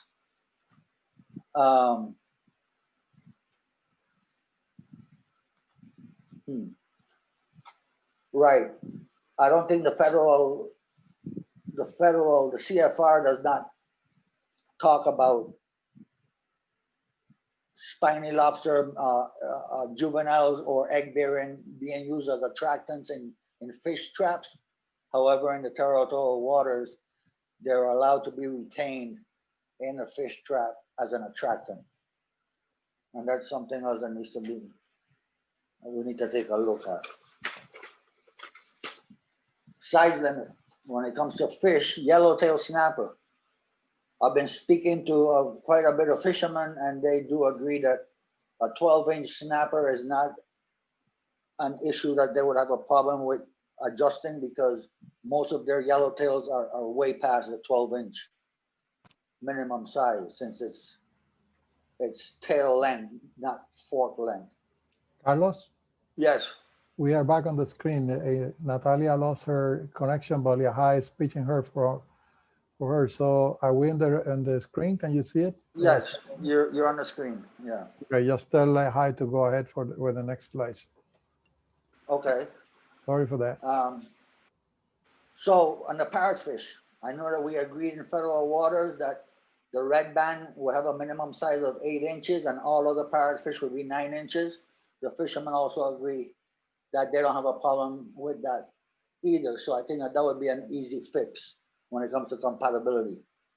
The prohibited species, the midnight blue and rainbow, we had agreed at a council meeting to prohibit the harvest of those species. However, at that time, I'm not even remember who the commissioner was at the time, but we did not approve that for territorial waters. And that's also an easy fix. I think everybody is in agreement that those 3 species should be protected. Next slide. Okay, well, I did speak about the spiny lobster and the tail weight and the egg bearing and undersize being used as attractants. I'm not sure how much of that would be accepted in federal water, but we'll work on it. Okay.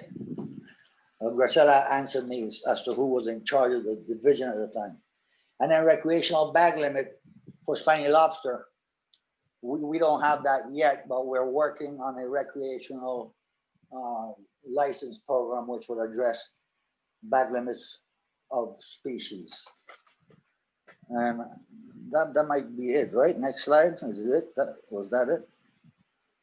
Yeah, seems like that's it. So anyhow, I would like to know if the council wishes to move forward with discussing compatibility on the regulations. I know that in the handbook, there are things like, in the territorial side, the use of hookah gear is prohibited to harvest fishery resources. However, on the federal side, they don't call it hookah gear. They call it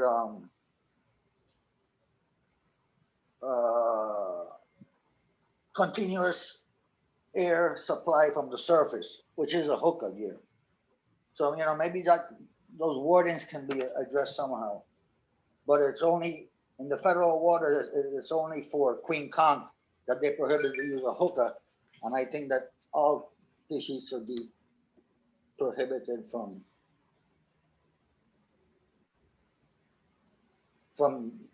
being caught with hookah gear. I have a couple of things here that I marked up. Oh yeah, we also discussed, and I was looking everywhere in that table that Maria and Sarah developed for me when it came to coral. In the handbook, on the CFR protects coral. However, on the territorial side, I did not see anything referencing coral, but in the VI code, it's referenced in the Coastal Zone Management Act, where Title 12, Section 906 states that to this end, sand, rock, mineral, marine growth, and coral, including black coral, natural materials, or other natural products of the sea, excepting fish and wildlife, shall not be taken from the shoreline without first obtaining a coastal zone permit. And that really doesn't clarify much because it says shoreline, so that's something that washed up. And I think at one time it said dead or alive, but I don't see that language in there anymore. So, things like that is what we need to work on. And I'll be happy to send out this list, but I think that the very important people that needs to be making these decisions is Director Angeli and the council staff. I think they would they need to meet and discuss these all these issues to see how we can start the discussion.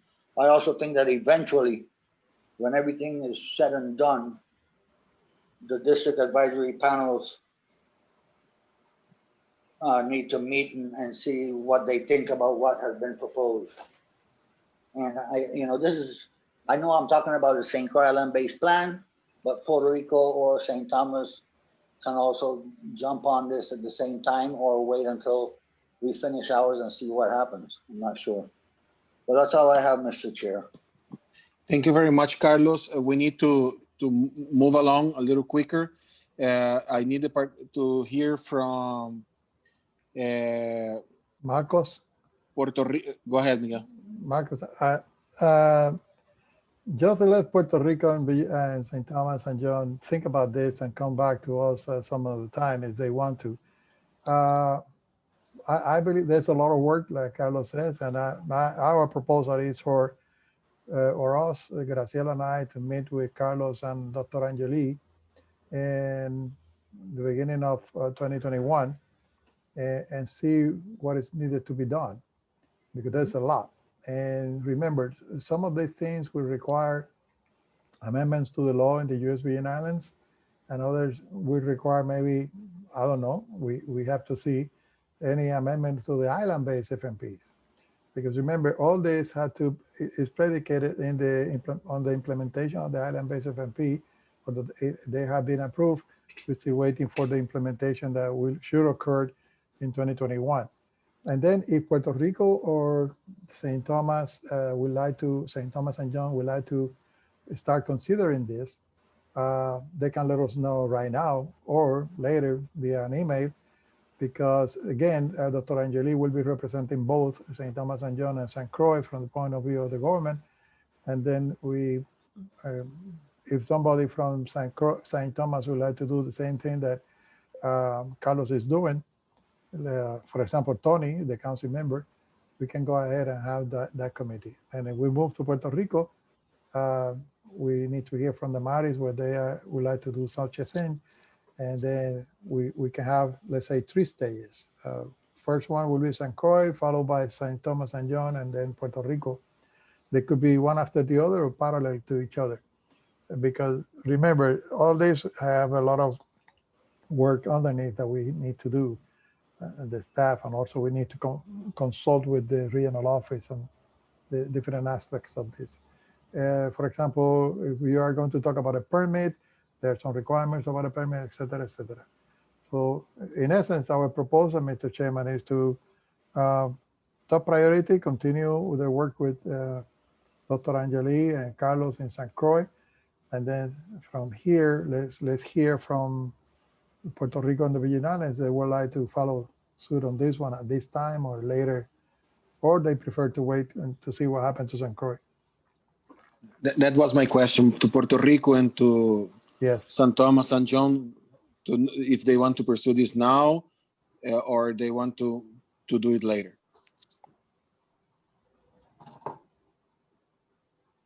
Julian Puerto McGrath Rico? for the record. Julian, go ahead. Yeah, I think it's something that we've been discussing for a few years, and it's good to start discussion. The only problem is here in St. Thomas, St. John is we don't have a working fishery advisory committee as St. Croix does. If we can get a fishery advisory committee up and running, that's one of the items that I would like to see starts discussion with that committee, because you need that full involvement from that committee, which represents the territorial sector. And of course, then we can have discussions with Maria Lopez and Sarah Stevenson for the federal side and move forward from there. We are very interested, but until we could get that committee up and running, I think our hands are tied. You know, true members of the Fisherman Association, we have had a lot of discussions about it. You know, I've had discussions with Mr. Blanchard, and we have some ideas, you know, and stuff that we would like that's very quickly to move forward. It's similar to what Carlos Fischetti said. So we are interested, and if we can get the FAC up and running, maybe some members from the DFP, some members from the Fisherman Association are open to sit down and have some discussion. So that's where I stand with moving forward with this project. Thank you, Julian. From Puerto Rico? Tony Blanchard. Tony, go ahead, from St. Thomas. I have to agree with Mr. McGrath. I think the FAC needs to be up and running, seeing that they are the local fishery advisory committee for their input, and not just up to the director of Fish and Wildlife and maybe a handful of other people. I think that the job is to come up with ways of managing the territorial waters, and I don't really believe that, in my opinion, that the territory should necessarily fall 100% compatible with the federal regulations. I think somewhere in between there, it has to be on a case-by-case decision that needs to be made. And the reason is just like anything else. If you look at the federal laws in the states and the state laws, they are separate for certain reasons. And I think it should be kept the same way. I think decisions need to be made, which some should be compatible and others should not. Once again, I think the FAC needs to be up and running for their input, as well as the DAPs. Marcos? Yes, go ahead, Miguel. We are a little just- late on the schedule. Yeah, I know. So I want just to finish this part.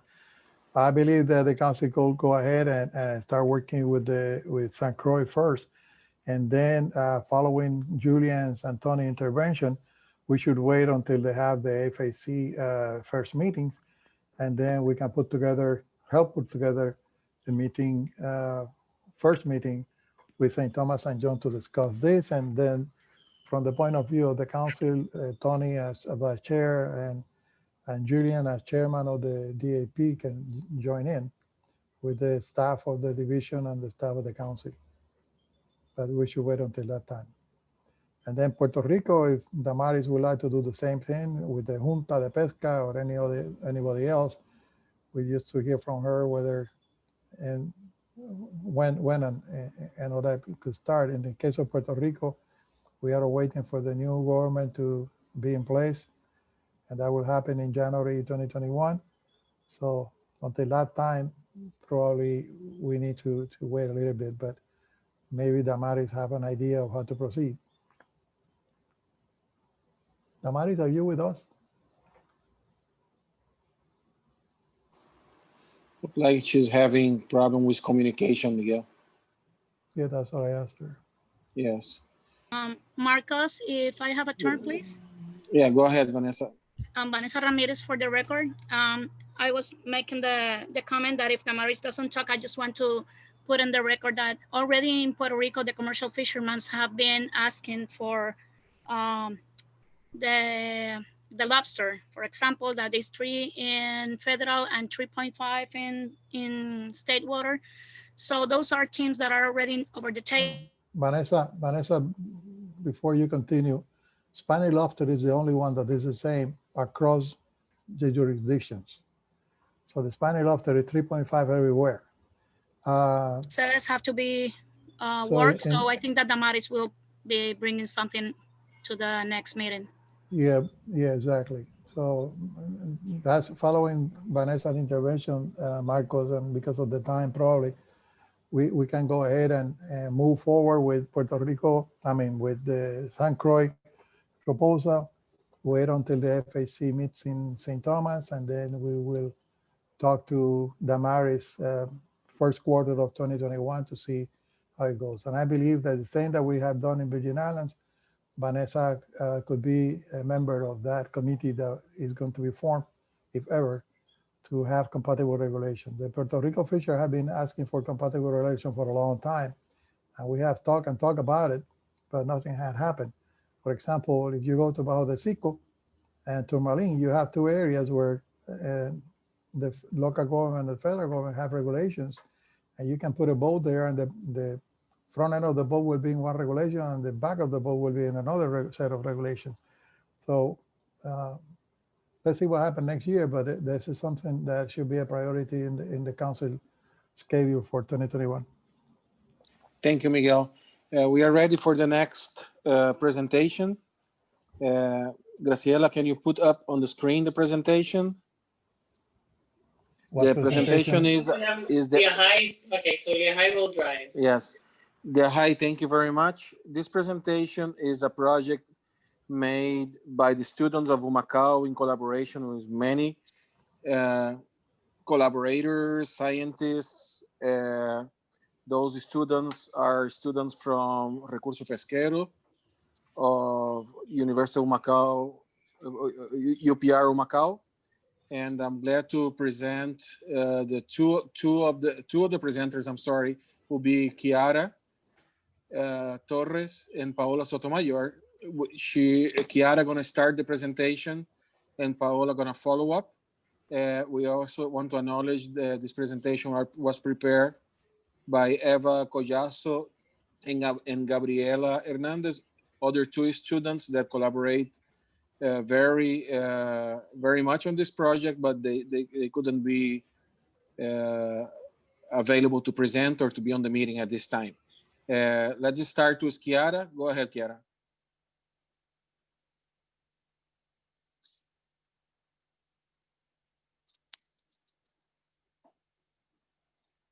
Graciela, do you have identified Kiara? Estaba ahí. Okay.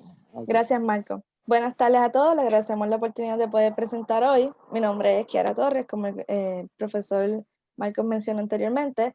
Este trabajo fue realizado por las 4 estudiantes mencionadas, Eva, esta servidora, Gabriela Hernández y Paola Sotomayor. Ambas, las 4 somos estudiantes de la Universidad de Puerto Rico en Humacao, y este proyecto surge del curso Recursos Pesqueros de la Universidad de Puerto Rico, Humacao. Por favor, próximo. El objetivo principal fue conocer el impacto y medir los cambios causados por el COVID-19 y las órdenes ejecutivas que vinieron tras esta nueva situación o evento de país y mundo en la actividad pesquera de Puerto Rico, especialmente con lo que son los pescadores comerciales. La pregunta que impulsó todo esto, que dio a partir de lo que fue el proyecto, ¿hubo cambios y de qué magnitud en la actividad pesquera a raíz de la pandemia? Para contestar estas preguntas tuvimos la participación y el apoyo del Congreso de Pesca de Puerto Rico y la Federación de Pescadores y Defensores del Mar, por su sigla FEP de Mar. Próximo. Para entrar un poquito en contexto, el 12 de marzo, la gobernadora Wanda Vázquez, gobernadora de Puerto Rico, declaró un estado de emergencia en la isla. Para el 15 de marzo se declaró un cierre total bajo órdenes ejecutivas. Entre las órdenes está la 2020-023 y la subsiguiente, que establecieron diferentes toques de queda, prohibiendo la actividad del periodo de 7 de la noche a 5 de la mañana. Esto obviamente viene a interrumpir en parte lo que es la costumbre y la actividad pesquera, tanto para comerciantes como pesca deportiva o libre. Hubo mucha confusión según fueron bajando las órdenes ejecutivas y volviendo a rehabilitar y abriendo las actividades y comercio. No se había identificado directamente si los pescadores y todo lo que envuelve el tema estaban permitidos como actividades. No fue hasta que se fue aclarando directamente por el Departamento de Recursos Naturales que sí podía haber una actividad de pesca, pero solamente para aquellos que fueran pescadores comerciantes que tuvieran la licencia. Las estructuras de mercadeo y venta de pescado se fueron y vieron muy afectados. Y es a partir de estas discusiones y diálogos que en el curso surge el interés y la motivación de conocer cuál fue el impacto económico que hubo en la industria pesquera. Próximo. En los métodos utilizados, utilizamos lo que es la plataforma Google Forms, que te permite hacer un cuestionario, fueron de 20 preguntas. Estuvo disponible desde el 27 de junio al 18 de julio por unos 22 días. La participación de pescadores de Puerto Rico fue anónima y voluntaria. Esto fue gracias a las dos entidades que les mencioné anteriormente, que pudimos distribuir la encuesta y alcanzar a estos grupos. Los participantes que tenemos en la encuesta también son miembros del Congreso de Pescadores de Puerto Rico y FEP de Mar. Podemos continuar. En los resultados, las respuestas corresponden al periodo de 4 meses. Comenzamos con el 15 de marzo, que es cuando se ocurre el cierre, y hasta el 18 de julio, que fue hasta donde se estableció la fecha límite de nuestro cuestionario. Participaron 80 miembros del Congreso y de FEP de Mar, de los cuales 78 aceptaron el consentimiento informado, y son los 78 las respuestas que van a estar viendo en los resultados. Los participantes pertenecen a 16 pueblos costeros. Por favor, ¿me podrían poner la próxima imagen? Gracias. Aquí está el mapa de Puerto Rico con los pueblos mencionados, siendo los colores rojos de los mayores participantes, Añasco, Loíza, seguido por Cataño, Rincón, Cabo Rojo, Luquillo. Una actividad promedio de los participantes, Guayama, Vieques y entre Fajardo y Macao, y los que solamente tuvieron una participación, Arecibo, Culebra, Maunabo y Mayagüez. El mapa lo que representa es el área de desembarque del pescador. El grupo encuestado, de los 78 participantes, 83.3% tenía la licencia comercial a tiempo parcial completo, 6 con certificaciones bona fide y 10.3% comerciantes principiantes. Y 6.4% no tenía la licencia vigente, que también fue una conmoción de si se podía continuar, aunque la licencia no estuviera vigente, o teníamos el protocolo para poder resolver el problema. Las artes de pesca también fue de interés para poder identificar y tener una idea de qué tipo de pescador y en qué tipo de área estábamos hablando y reconociendo. Las 3 más destacadas fue la cala, el cordel, caña o carrete y las nazas.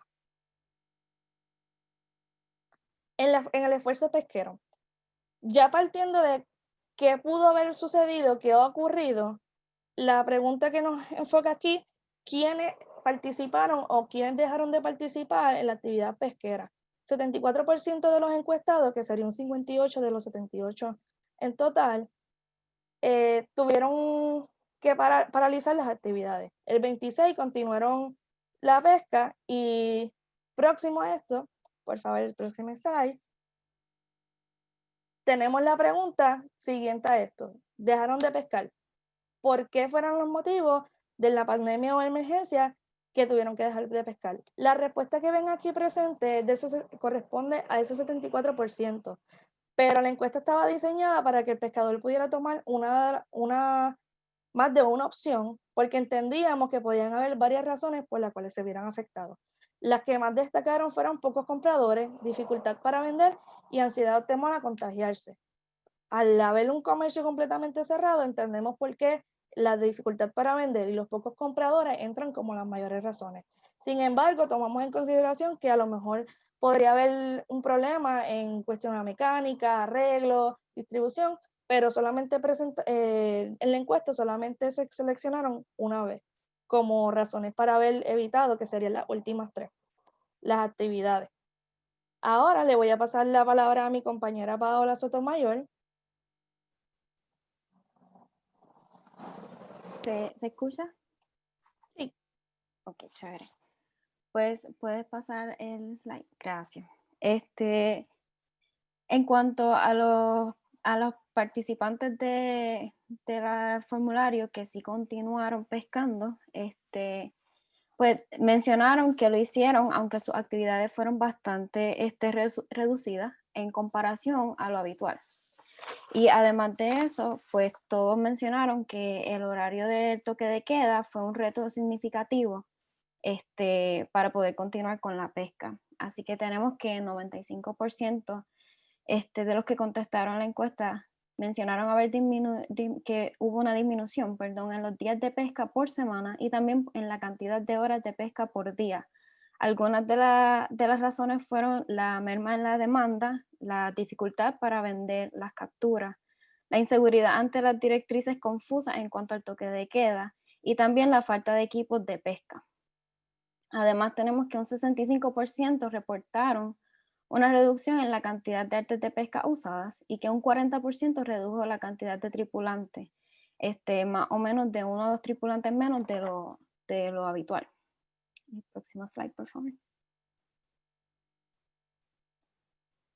En cuanto a las especies capturadas, mencionaron que 80% de los que contestaron el cuestionario mencionaron no haber visto cambios en la composición de especies capturadas, pero un 20% mencionó que el cambio en la composición de las especies lo pudieron observar.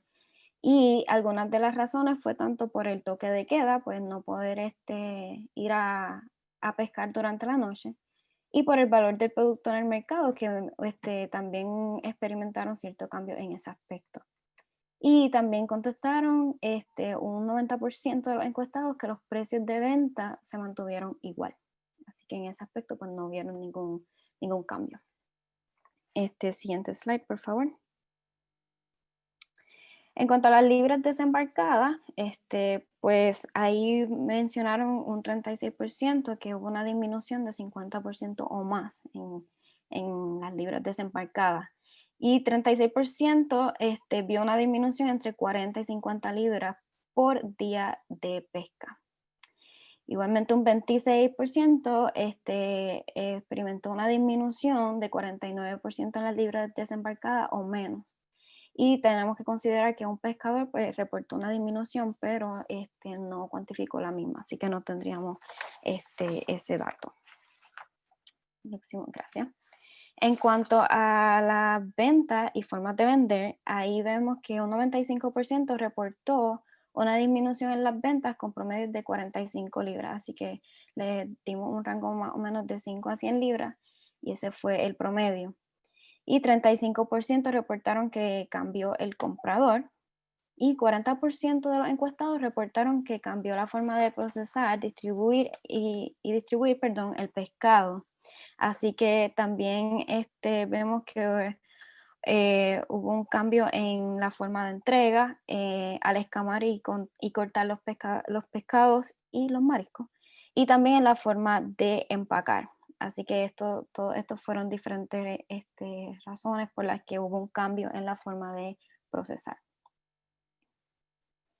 En cuanto a los costos operacionales, vemos que 55% de los encuestados mencionaron que no hubo cambio en este aspecto. Sin embargo, un 40% sí experimentó cambio, y estos fueron en aumento. Hubo un promedio más o menos de $250 en aumento, y esto se debe a 4 elementos principales. Consideramos los materiales de pesca, el mantenimiento, guantes y mascarillas, que es un costo adicional con el que no se contaba antes de que comenzara la pandemia del COVID, y también el combustible.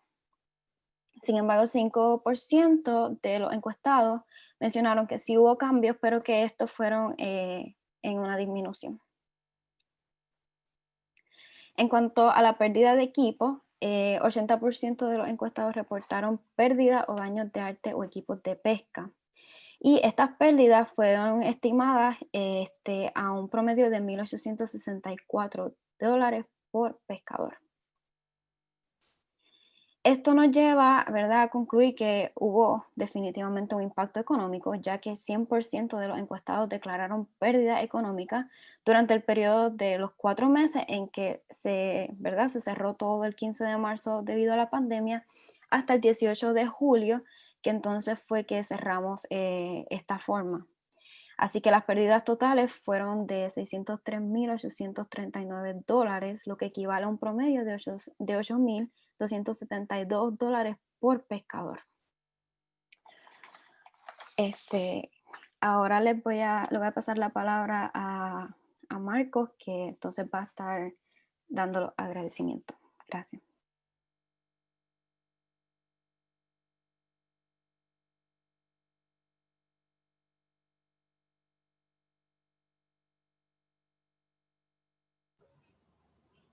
Marco.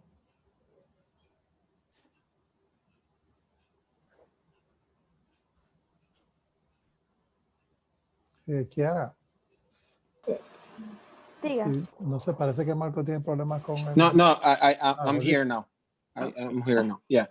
Agradecimientos. El curso de la UPR Humacao, todos los estudiantes líderes de ese comité, que sería Eva Collazo, Kiara Torres, Gabriel Hernández y Paola Sotomayor, muchas gracias por su liderazgo y por su interés voluntario en ayudar, sobre todo a los pescadores comerciales que solicitaron ayuda, de que se unieron por una causa común.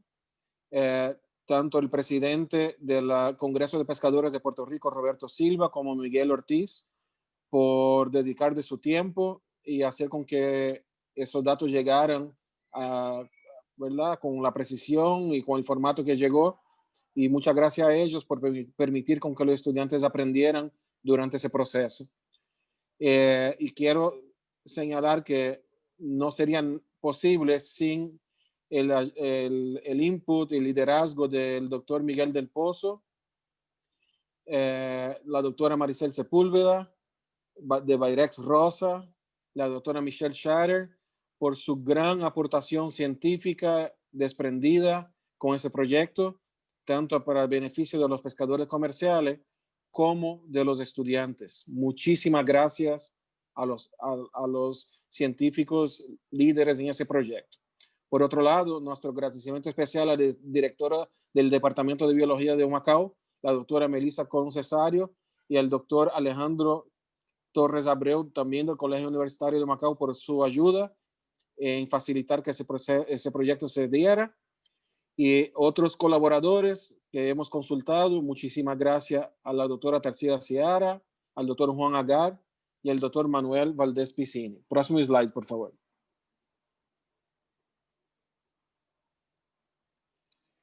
También quiero agradecer a todo el grupo de estudiantes de Humacao. Todos los semestres que damos ese curso tratamos de hacer algo práctico, que sea una experiencia que aporte a la enseñanza, pero que sea un documento, un producto palpable. Ese grupo de estudiantes fue el grupo de estudiantes que pidió en una clase para hacer un proyecto como ese a raíz de la pandemia. Así que un gran aplauso, mis respetos a todo el grupo de estudiantes del Colegio de Macao del curso de recursos pesqueros. Muchísimas gracias a ellos por su paciencia y dedicación. Estamos listos para las preguntas. For questions, and I'm willing to help with the English on the slides. I'm sorry about the problem with this translation. Marco, any question? Marco. Hello, Miguel? Marco, una observación. Ustedes deben estar orgullosos de estas dos estudiantes, Paula y Kiara. Excelente presentación. Me gustó mucho como Kiara empezó y les exhortamos a seguir. No sé si van a seguir sus estudios posteriores en algo parecido a lo que son las pesquerías o ciencias asociadas, pero me gustó mucho la presentación y la forma y manera en que ustedes la hicieron, porque no es fácil hacer. Entonces, tengo aquí que Alida Ortiz, mis felicitaciones por esta iniciativa. Los exhortamos a que sigan en este campo. Los necesitamos de que sigan en este campo. Yo no sé dónde están los muchachos, pero yo creo que las muchachas están llevando todo, porque hay una foto ahí donde hay un montón y las que hicieron las presentaciones muy bien fueron las muchachas. Así que felicitaciones otra vez de parte de nosotros. Y cualquier cosa que en el futuro ustedes quieran presentar ante el Consejo, que sea relacionado a nuestras pesquerías y las cosas que hace el Consejo en Ecosistema, eso, pues estamos a sus órdenes. Muchas gracias. Son estas oportunidades lo que incentivan y motivan a los compañeros a poder salir y realizar actividades como esta. También interesarse en el campo. Por mi parte puedo decir que espero poder continuar trabajando con el tema y aprender de todo lo que tienen que ofrecer aquí. Muchas gracias. Y estamos dando las gracias a un montón de gente, pero yo creo que el causante de todo esto fue Marco. Así que, Marco, muchas gracias por traer este proyecto a hacer una realidad en esta área. Y esperamos que siga trayendo proyectos más de esto. Muchas gracias, Miguel. Ahí estamos. Marco, realmente quisiera pasar la palabra. Tiene una pregunta, Marco. Sí, ¿quién quiere hablar? Creo que es Edwin. Pauco. Edwin Font, Pauco. Una preguntita Adelante. sencilla. Ajá. Preguntita. ¿Cuál es el margen de error y qué utilidad ustedes piensan que va a tener ese estudio? Ese estudio, voy a contestar en español. Ese estudio se hizo con una muestra de las asociaciones pesqueras participantes, es una submuestra, ¿verdad? Un subgrupo, pero sin embargo tiene bastante representación alrededor de la isla, tiene pescadores de distintos artes, o sea que a pesar de ser una submuestra que no es una cantidad muy grande de pescadores, pero está bien representada y variada, así que yo creo que no está muy lejos de la realidad. Yo creo que la primera herramienta y documento que tenemos, que tiene una metodología y un pensamiento por detrás en donde salen números asociados al efecto del COVID, y yo espero, porque la idea de ese documento es que los presidentes, tanto Miguel Ortiz como Roberto Silva, utilicen ese documento para empezar las discusiones en cuanto al efecto del COVID. Ese documento pertenece a ellos y solamente estamos presentando con autorización tanto de Miguel como de Roberto, que son los presidentes de ambas agrupaciones. Realmente ellos delinearán cuáles son las prioridades, hacia dónde quieren someter ese proyecto. Pidieron que se presentara en el Consejo de primera forma. De mi parte, ya entiendo que ya es ¿verdad? un producto público, un documento público. Los que quieran utilizarlo como un pie para una discusión seria sobre el efecto del COVID, invito a que exploren y lean esos números y esa concentración con calma. Próxima pregunta. Me permite, profesor. Sí. Abundando en la parte de qué utilidad puede tener el proyecto, cada parte fue con un propósito. Por ejemplo, lo del mapa, la idea de poder identificar los pueblos de Puerto Rico que realmente están participando es esencial. Realmente estamos trabajando con un grupo pequeño, ya que son las personas que tienen licencia, pero es una muestra que nos da un punto de partida. Además de que muchas de las preguntas iban respecto a las necesidades del pescador. Eso puede ser otro trabajo, no solamente a necesidades que están ocurriendo en el COVID. La comunidad pesquera lleva teniendo muchas necesidades desde hace mucho tiempo, al igual que la comunicación, el intercambio con ellos, de información, de disponibilidad, el interés de llevar a práctica lo que es la pesca en Puerto Rico. Necesitamos más integración de ello para que entonces cuando salgan anuncios y leyes, órdenes que tengan que ver con el tema, puedan ser presentadas de forma directa y no generalizada, y no el caos como se observó en los pasados meses, que realmente no sabíamos cómo iba a afectarnos, cómo iba a afectar al sector, porque no se les dio un título, una prioridad en cuanto a explicación y en qué estaba sucediendo con esa comunidad. Pues esa es una parte de las herramientas que deberíamos utilizar para sacar esas preguntas y entonces enfocarle y dirigir el proyecto a otra área. Gracias. Yo quiero escuchar de los que escucharon la presentación de los participantes. ¿Hay alguna pregunta? Marcos, Vanessa, para turno. Adelante, Vanessa. ¿En español o inglés? Dilo en español porque ya está la traducción. Ok, nada, quería felicitarlos por la presentación y además pues hacer dos breves comentarios. En el caso pues de lo que fue la participación, sabemos que por lo que vi en el mapa de Cabo Rojo solamente hubo una participación bien baja de 6 personas. Obviamente esto se da porque las dos organizaciones principales que eran los que se estaban en el cuestionario, muchos de los pescadores que nosotros tenemos acá en el oeste no pertenecen a ninguna de esas asociaciones, pero sí yo tuve la oportunidad de tener acceso, gracias a Ricardo Lugo que me envió el cuestionario y pude verlo, y prácticamente pues lo que resumen en los resultados es lo que se ha visto a nivel isla.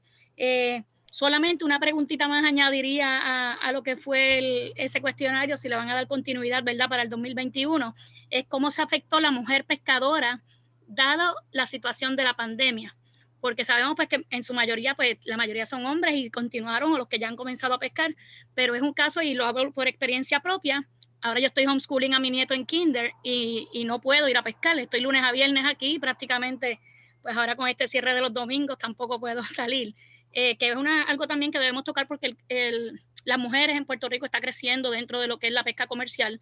La mayoría antes eran recreativas, ya tenemos muchas, especialmente en esta área oeste, que han hecho el cambio, y más ahora con esto del cierre, muchas que eran recreativas, pero prácticamente funcionaban como comerciales, pues han solicitado sus licencias principiantes y ya han empezado a llegar.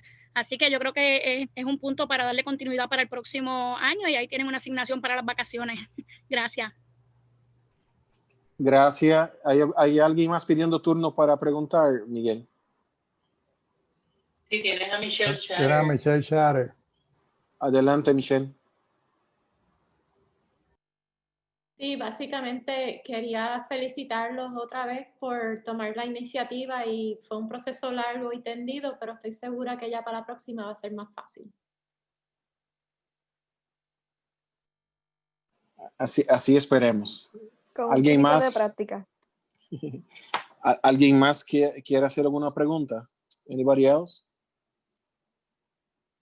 Okay. Thank you, Chiara. Thank you, Paola. Thank you to all the collaborators. And we'll keep you guys informed of this data on the future. Thank you. Miguel Ortiz, are you connected to the meeting?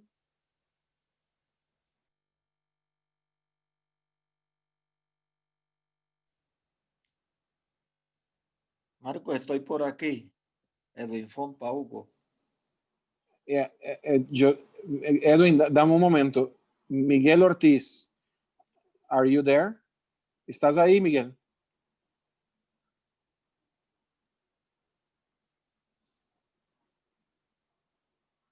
Parece que tiene problema con el audio. Miguel Ortiz is one of the presidents of the Fishing Association. We're going to hear from him in the future. Thank you, Miguel, anyway. I'm not seeing Roberto Silva. I think he was fishing today. Thank you. That's Hello. the end of the... Hello. Ajá. Hello.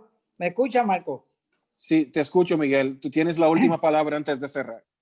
Sí, buenas tardes y perdona que no había entrado, era que estaba en una reunión, mano, y se me extendió y no podía, ay Dios mío, salirme de la reunión, estaba desesperado porque tenía que atender esto, porque para mí esto es prioridad.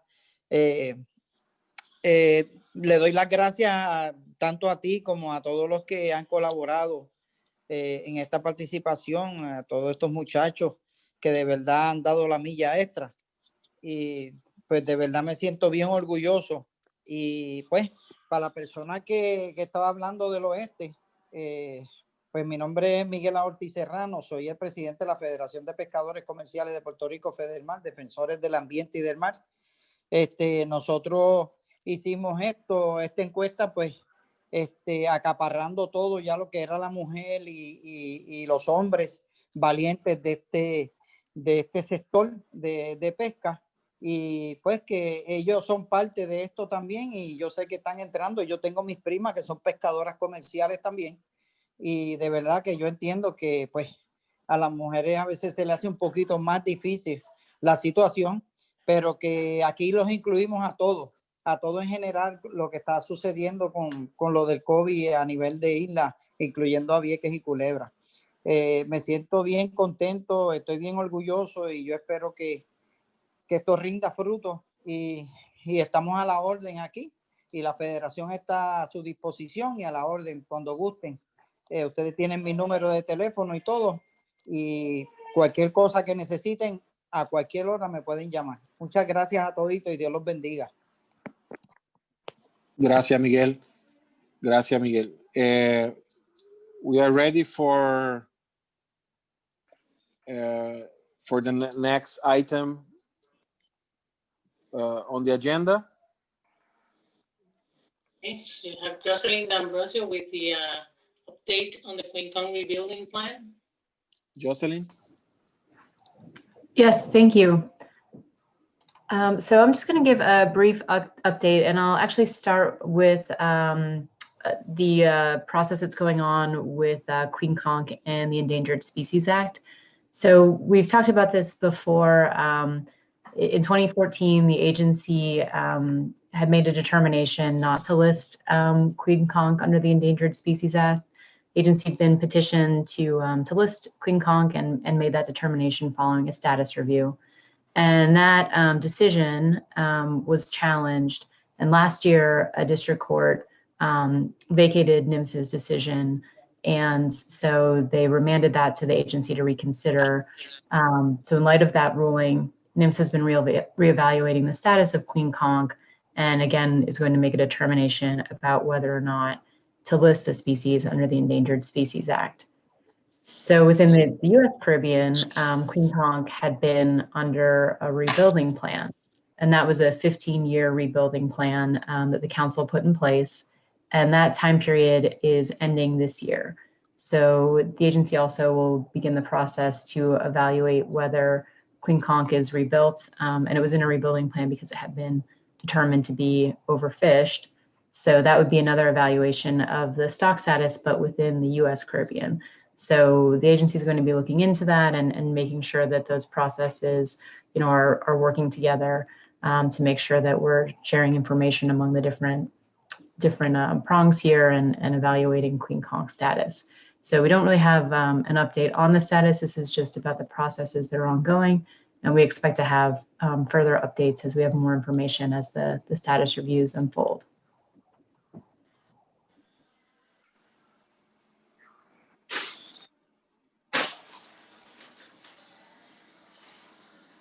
I'm happy to answer any questions anyone might have about next steps or about these processes.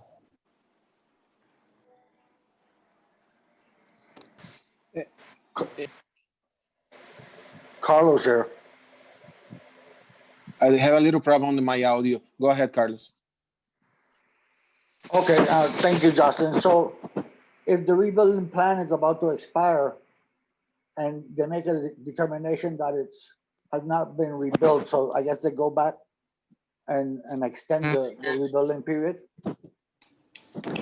Yes, I think that's right. So we might need to develop another amendment to just confirm that and make sure that that's all written up. But yeah, we'd probably just extend it if it wasn't rebuilt. The regulations, the guidelines rather, talk about maintaining the fishing rate at the current level if you determine it's not rebuilt. So that we'd have to evaluate that process if that was the determination. Yeah, and Carlos, this is Roy, if I could. Sure. So what we're recommending is that we let the status review process work through and let the agency make a decision about listing or not listing. Obviously, if the decision was to list Queen Conch as endangered or threatened, that would change the whole scenario. But if the decision is listing is not warranted, then I think we could come in with Queen Conch and relook at it to determine whether we ought to switch the status to unknown, which is what most of our stocks are, and then we would just have management in place, or whether we would come in and set up a new rebuilding plan. And I don't know what the answer to that is. And I think at some point we'll want to have a discussion with the Science Center about how we might look at it and reference points and things like that. But it's hard to really do anything or know how to proceed until we work through the status review and until there's a decision made about listing. Okay, thanks, Roy. Thanks, Justin. Marcus, you have Richard waiting for a turn to speak. Go ahead, Richard. I have a little problem with my audio. I'm sorry, everyone. Go ahead, Richard. Everybody know the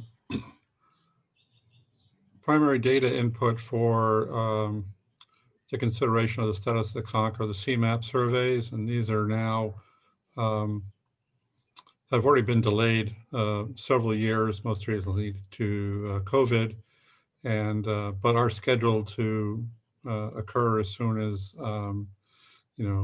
health conditions, I guess, allow resumption of those field surveys, both in the Virgin Islands and in Puerto Rico. So we haven't had a formal survey in something like 7 or 8 years. There have been, however, interim work done by Ron Hill and his colleagues in St. Croix, and there was a student who did a master's thesis looking at technologies for doing surveys, but in the process did a whole bunch of transects. And both of those showed fairly high conch densities. And so there's some room for optimism about the status, but we will actually be able to confirm where we are once we can get those CMAP surveys underway. So that's my comment.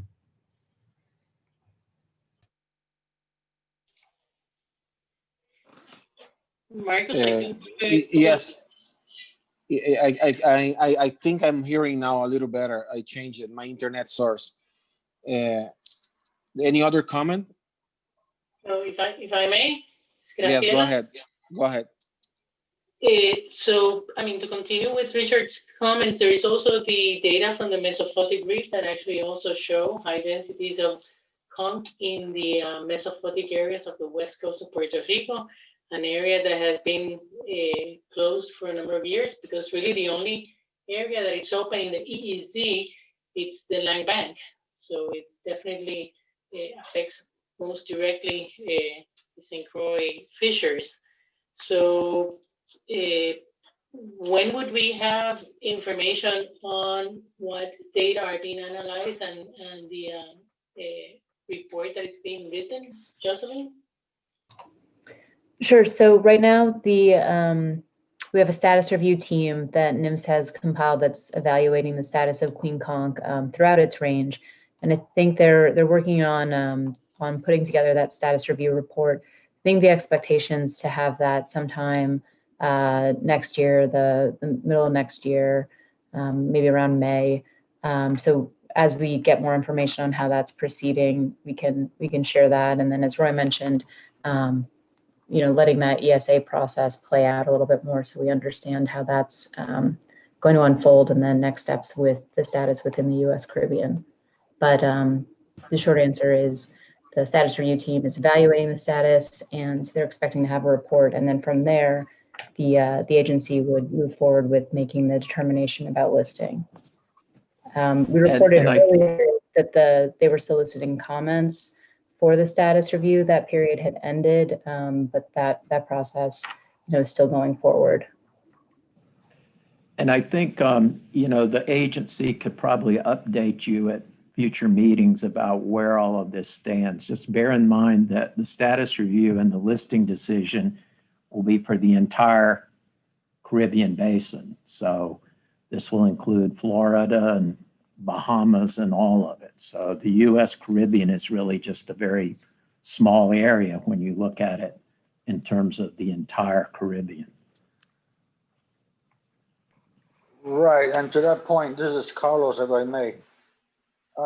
That would mean that if other countries are decimating their conch population and they determine that it is going to be listed, even if we're doing the right thing, we still pay the price, right? Yeah, if it's listed, that will create some issues for you. If it was listed as endangered, which it would prohibit all take everywhere. If it was listed as threatened, it wouldn't necessarily prohibit all take, but I think even if threatened status, it would be difficult to justify directed harvest. And so the ESA regulations, the US would put in place would affect the Florida fishery and the US Caribbean, and it wouldn't necessarily affect the other countries because clearly they're not under US jurisdiction. But one thing that the US might look at and could look at would be a prohibition on the importation of conch as well.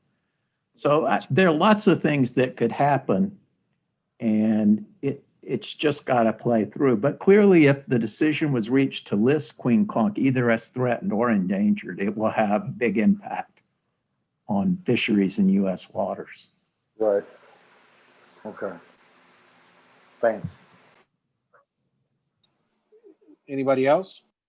So one more question, Roy, and so there is a hatchery that is being developed in Naguabo as we speak. They're collecting queen conch to have it grown in situ and then to replenish the nearshore habitats. How would this be? How would ESA listing impact a hatchery that it's already creating jobs, etc.? Where did you say it was? In Naguabo, it's on the east coast of Puerto Rico. They would have to look at it. It wouldn't necessarily preclude something like that, particularly a threatened listing. For example, many of the coral species, the staghorn and elkhorn coral, there are quite a lot of those in captivities, and we do culture operations and then replant corals and reestablish them. So this is kind of like that. So, they would potentially have to get permits under the ESA, but wouldn't necessarily preclude it. Generally, with the threatened listing for some things, at least, I think we did this for some of the corals, it excluded scientific work and takes taken for research purposes, which might cover a hatchery. So it's difficult to say, but it certainly wouldn't necessarily preclude it. Thank you. Marcos, you have Vanessa asking for a turn to speak. Vanessa?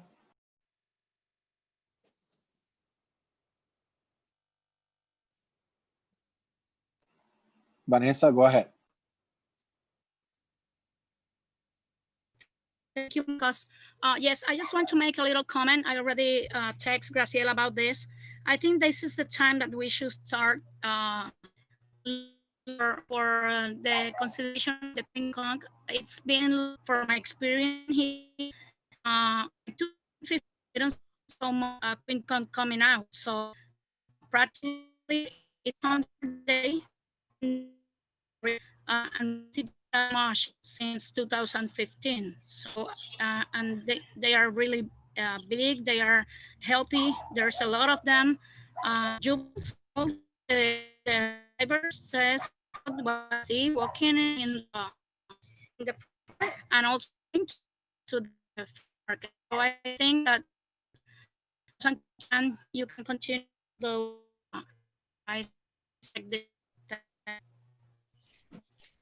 I don't know if it's me or everyone else is having a hard time listening to Vanessa. Yes. Yeah, we have a hard time to listen to her. Yeah, I can listen to her either. Okay, so let me, I think I can provide you with some information that she was just saying that she had texted me, the fact that there have been incredible landings of Queen Kong. I think that after the 2017 hurricane, it took a while for Queen Kong to, quote unquote, come back, but they are reporting 500 to 600 pounds daily. And that's only in Cabo Rojo, in Puerto Real, one of the fishing villages on the West Coast. So I believe that she was talking about the fact that it's being found in very shallow waters, 10 to 30 feet of water. And they are actually seeing conch reproducing. So egg masses have been found in the shallower areas. So let me see, I'm reading through what she sent me. So, it would be a good time to put divers in the water in some kind of cooperative research to collect the data on what they are actually seeing. I think that I covered pretty much what Vanessa. Okay, so she agrees. Thank you, Graciela, and thank you, Vanessa. Anybody else, any comments? Otherwise, we're going to go to the next item on the agenda, which will be the public comment.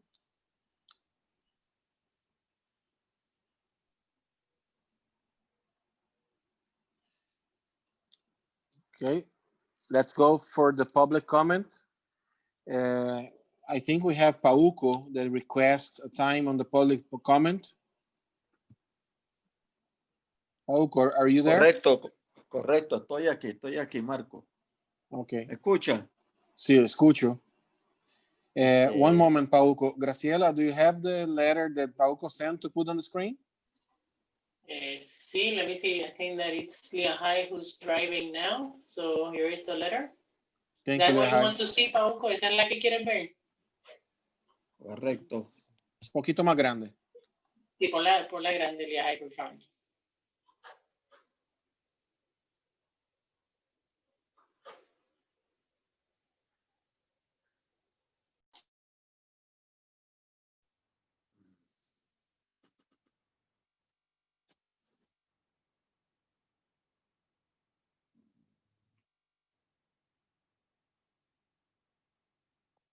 Perfect. So adelante, Pauco. Marco, esa carta es la del 2019, donde hago referencia a la problemática del bajo de Sico, ese sea mountain que es tan importante para los pescadores comerciales recreativos y para las especies que se agregan para su reproducción.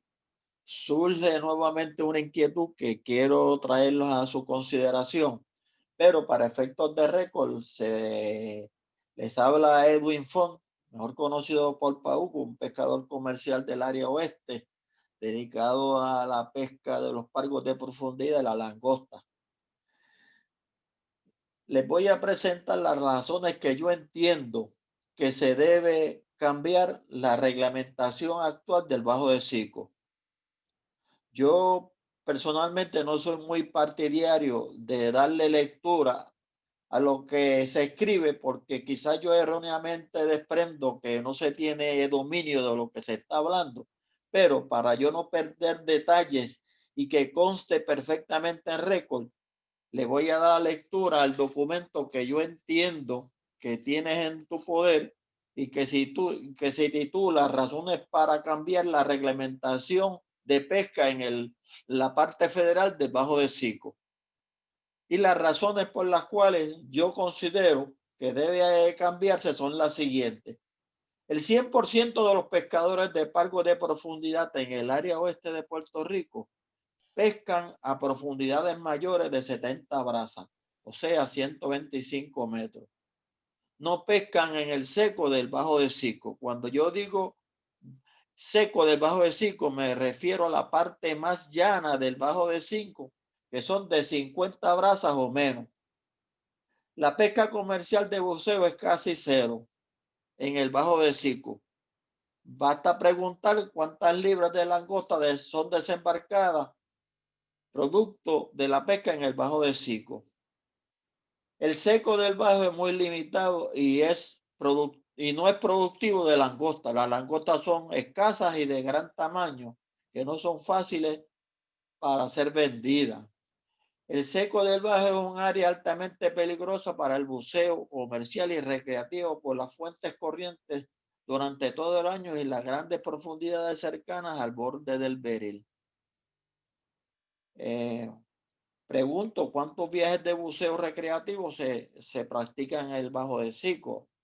La disminución del mero cabrilla, con su nombre científico, al cual ya es difícil de pronunciar, ha causado que se designe como especie en peligro crítico de extinción en la lista roja del UICN y está designada como una especie de amenaza por la Ley de Especies en Peligro de Extinción USA. Aunque está prohibida su captura desde 1990 en las aguas federales y desde el 2004 en las aguas de Puerto Rico, no se ha evidenciado recuperación del mero cherna en Puerto Rico. El mero cherna vive permanentemente, escuchen esto, permanentemente, y también se agrega para desovar en el seco del Bajo de Sico, o sea, 50 brazas o menos, 90 metros. Importante. La pesca incidental de mero cherna ocurre en el seco del Bajo a menos de 28 brazas, 50 metros durante todo el año. La posibilidad de que un mero cherna capturado incidentalmente sobreviva si es soltado inmediatamente es mínima por varias razones. Me explico. Barotraumas debido a los cambios en profundidad al traerlo a la embarcación, lesiones por bichero o por anzuelo, al subirlo a la embarcación, dificultad de que el pez llegue al hábitat donde lo sacaron, por la velocidad de las corrientes en que se lleva la embarcación rápido a mayores profundidades fuera del seco del Bajo.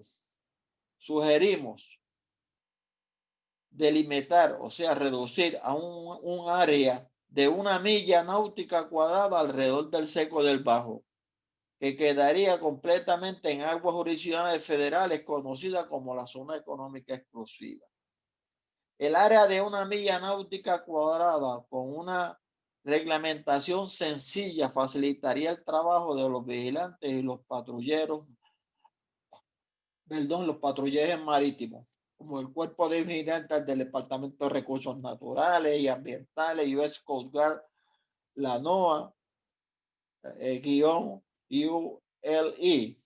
El área limitada de 1 milla náutica cuadrada alrededor del seco del Bajo equivaldría al 11% del actual cuadrante del Bajo de Sico, que es de 9 millas cuadradas. Y ahí hay un mapa que lo ilustra claramente. Solicitamos se haga disponible la pesca de pargos de profundidad, las zonas mayores de 70 brazas fuera de la zona de refugio en el seco del Bajo de Sico durante todo el año. Si a mí me pidieran, explícate en tus propias palabras qué es lo que tú quieres decir, Yo sencillamente, Marcos, y aquellas personas que me escuchan y que se preocupan y se ocupan por la pesca comercial en pequeña escala en Puerto Rico, yo les diría lo siguiente. Mire, señores, sí, evidenciado está que los meros viven y se agregan para su reproducción en menos de 50 brazas. ¿Por qué nosotros vamos a prohibir la pesca alrededor del bajo del Cico dentro del cuadrante grande que tiene 100, 150, 200 y 250 brazas? En resumen, yo propongo y quiero que se considere seriamente el que se prohibió la pesca en el seco debajo del Cico todo el año. Todo el año que se prohíba la pesca en el seco debajo del Cico y que se permita la pesca de los pargos de profundidad sobre 70 brazas, dándole un margen de error de 20 brazas entre 50 y 70. Pregunto, y yo le pregunto a cualquier pescador de pargo de profundidad, ¿ha cogido en su cala un mero cherna? Nunca. ¿Por qué? Porque nosotros no pescamos en el seco, nosotros pescamos a profundidades. Y por tal, no me resulta entendible qué elementos se utilizaron en un pasado para delimitar un área tan grande de 9 millas cuando en el seco es que se producen las agregaciones y los desoves. Lamentablemente hay una realidad. Tanto los biólogos marinos como los manejadores no son bien percibidos por los pescadores comerciales. Pero miren, señores, esta es una buena oportunidad para que ustedes consideren lo que yo les he traído. Y desde el 2004, en el 2004, cuando vino el reglamento de pesca, lo que existía en los pescadores es una negatividad. Tanto es así que muchos se negaron hasta llenar las estadísticas. Durante el transcurso de estos años y paulatinamente, pero constantemente, ha habido una mejoría y ya hay un sentido más de aceptación por parte de los pescadores comerciales y también recreativos. Por tal, tomen esto en su consideración, evalúenlo, ponderen, analícenlo. Yo acepto opiniones de las diferentes fuentes. De hecho, tuve un pequeño boxeo amistoso con el señor Nelson Crespo, donde él me trajo un punto que no me persuadió, pero creo que es válido relacionado con uno de los problemas que enfrentamos, que es la ausencia de carnal.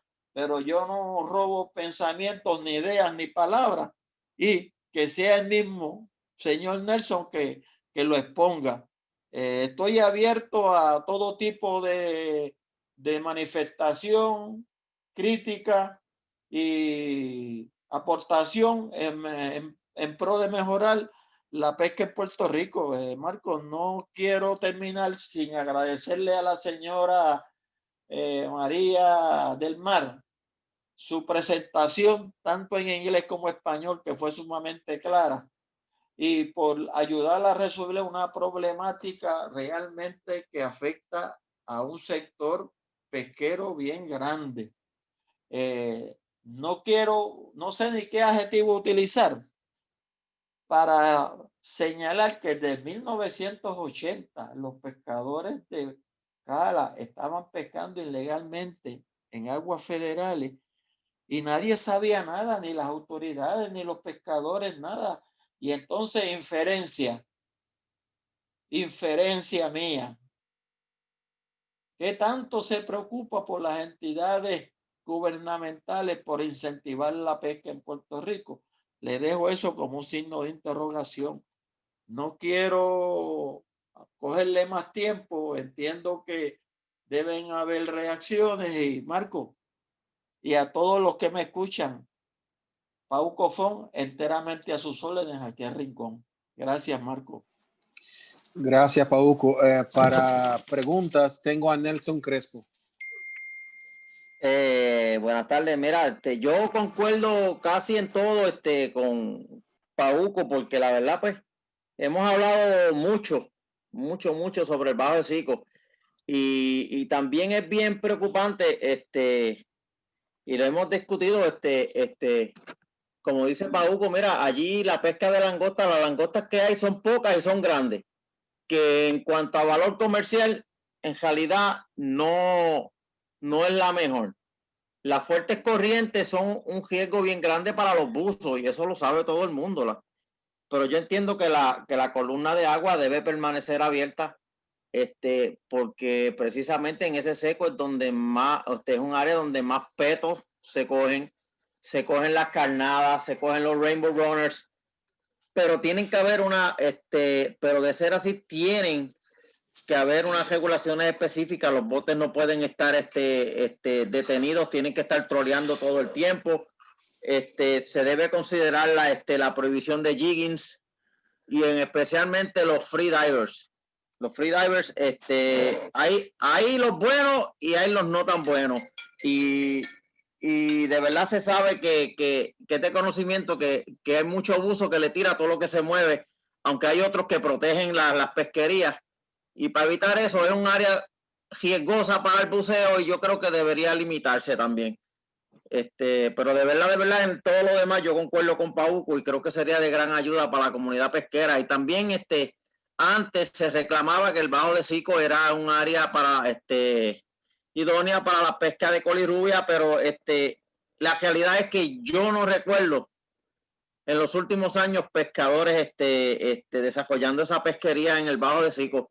Y de verdad, como es un área tan pequeña, yo creo que debemos pues, dar la oportunidad y evaluar esto y buscarle la vuelta a ver cómo podemos echarlo para adelante.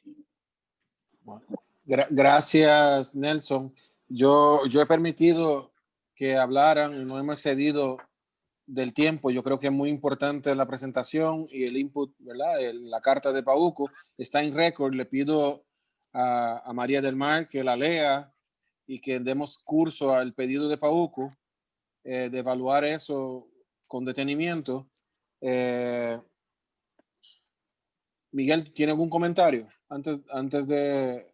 ¿Hay alguien más del público que quiera comentar?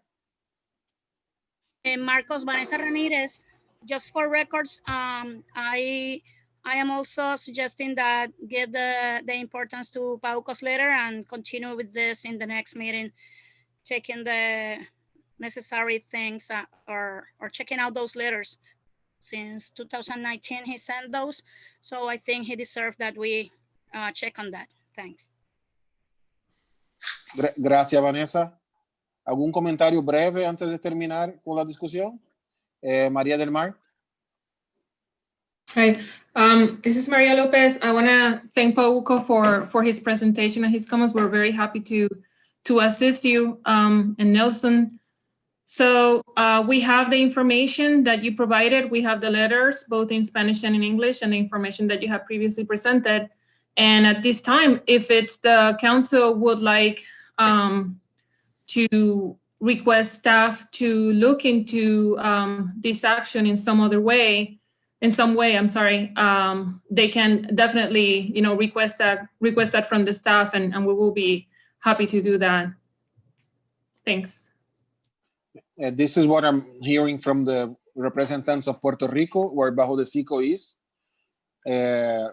I agree with them. I think we should visit and discuss this again. Other members of the council, last words? Hearing none. Maria, you don't need a motion, correct? Well, this is Maria Lopez for the record. If you have a direction, if the council has a direction that they would like to take regarding this, I believe a motion will be a good way of doing that.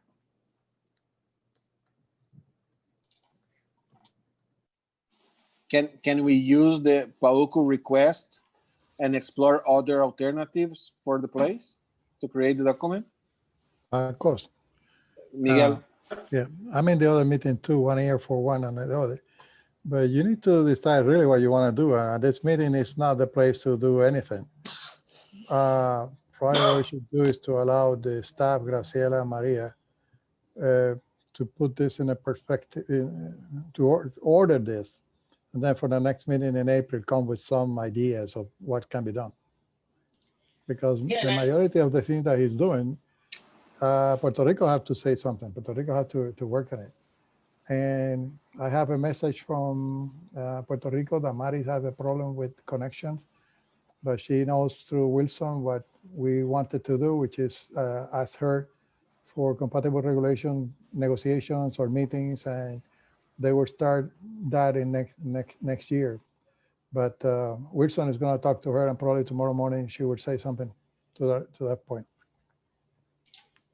Marcos, you have Roy Crabtree also waiting to speak. Yes. Roy, go ahead. Well, it seems to me every time we go into Biodesico, it really is opening a can of worms, and it has been very controversial on occasions. The most people I've ever seen turn out for public comment at a Caribbean Council meeting was in Western Puerto Rico due to some of these issues. So I won't be around, so it's up to you guys. But for what it's worth, this is not something that I would encourage you to open up or go into again. But it's your call. Thank you, Roy. Actually, there is. I want to make a question to you. Are you going to be with us tomorrow on the tomorrow meeting? I cannot. I have a South Atlantic Council meeting that's going on at the same time. So I'm just here with you today, and that's it. And then I'm retiring at the end of the month. And then I expect that the deputy, Andy Strelchek, will become the acting regional administrator for a while. And he'll have to make new designations and things for the next meeting. The reason for my question is to say again my gratitude, and I'm so honored and to work with you. And I know that the council expressed to you our gratitude for all the effort, the patience, the knowledge, and the support that you gave to the Caribbean region. Thank you very much, Roy. You, in my opinion, and I know that the council agrees with that, you make a big difference on our region. Thank you very much. And, thank you, Marcos. I appreciate the kind words. In terms of the... Say something to Roy, any other council member? I, for one, would like to say, again, reiterate many times that Roy probably has been one of the best, if not the best, real administrator that we have in a long time. And I wish you the best in his new endeavor. And just to let him know that he has some friends here. So if you ever drop to Puerto Rico after COVID and want some coffee, let us know. We have some places that we can take you. Thank you, Roy, for all these years. Thank you, Miguel. Thank you, and thank all of you. It's been a great group, and I've really enjoyed my times in the Caribbean. And hopefully when we get through COVID and all this, I'll be back down there sometime.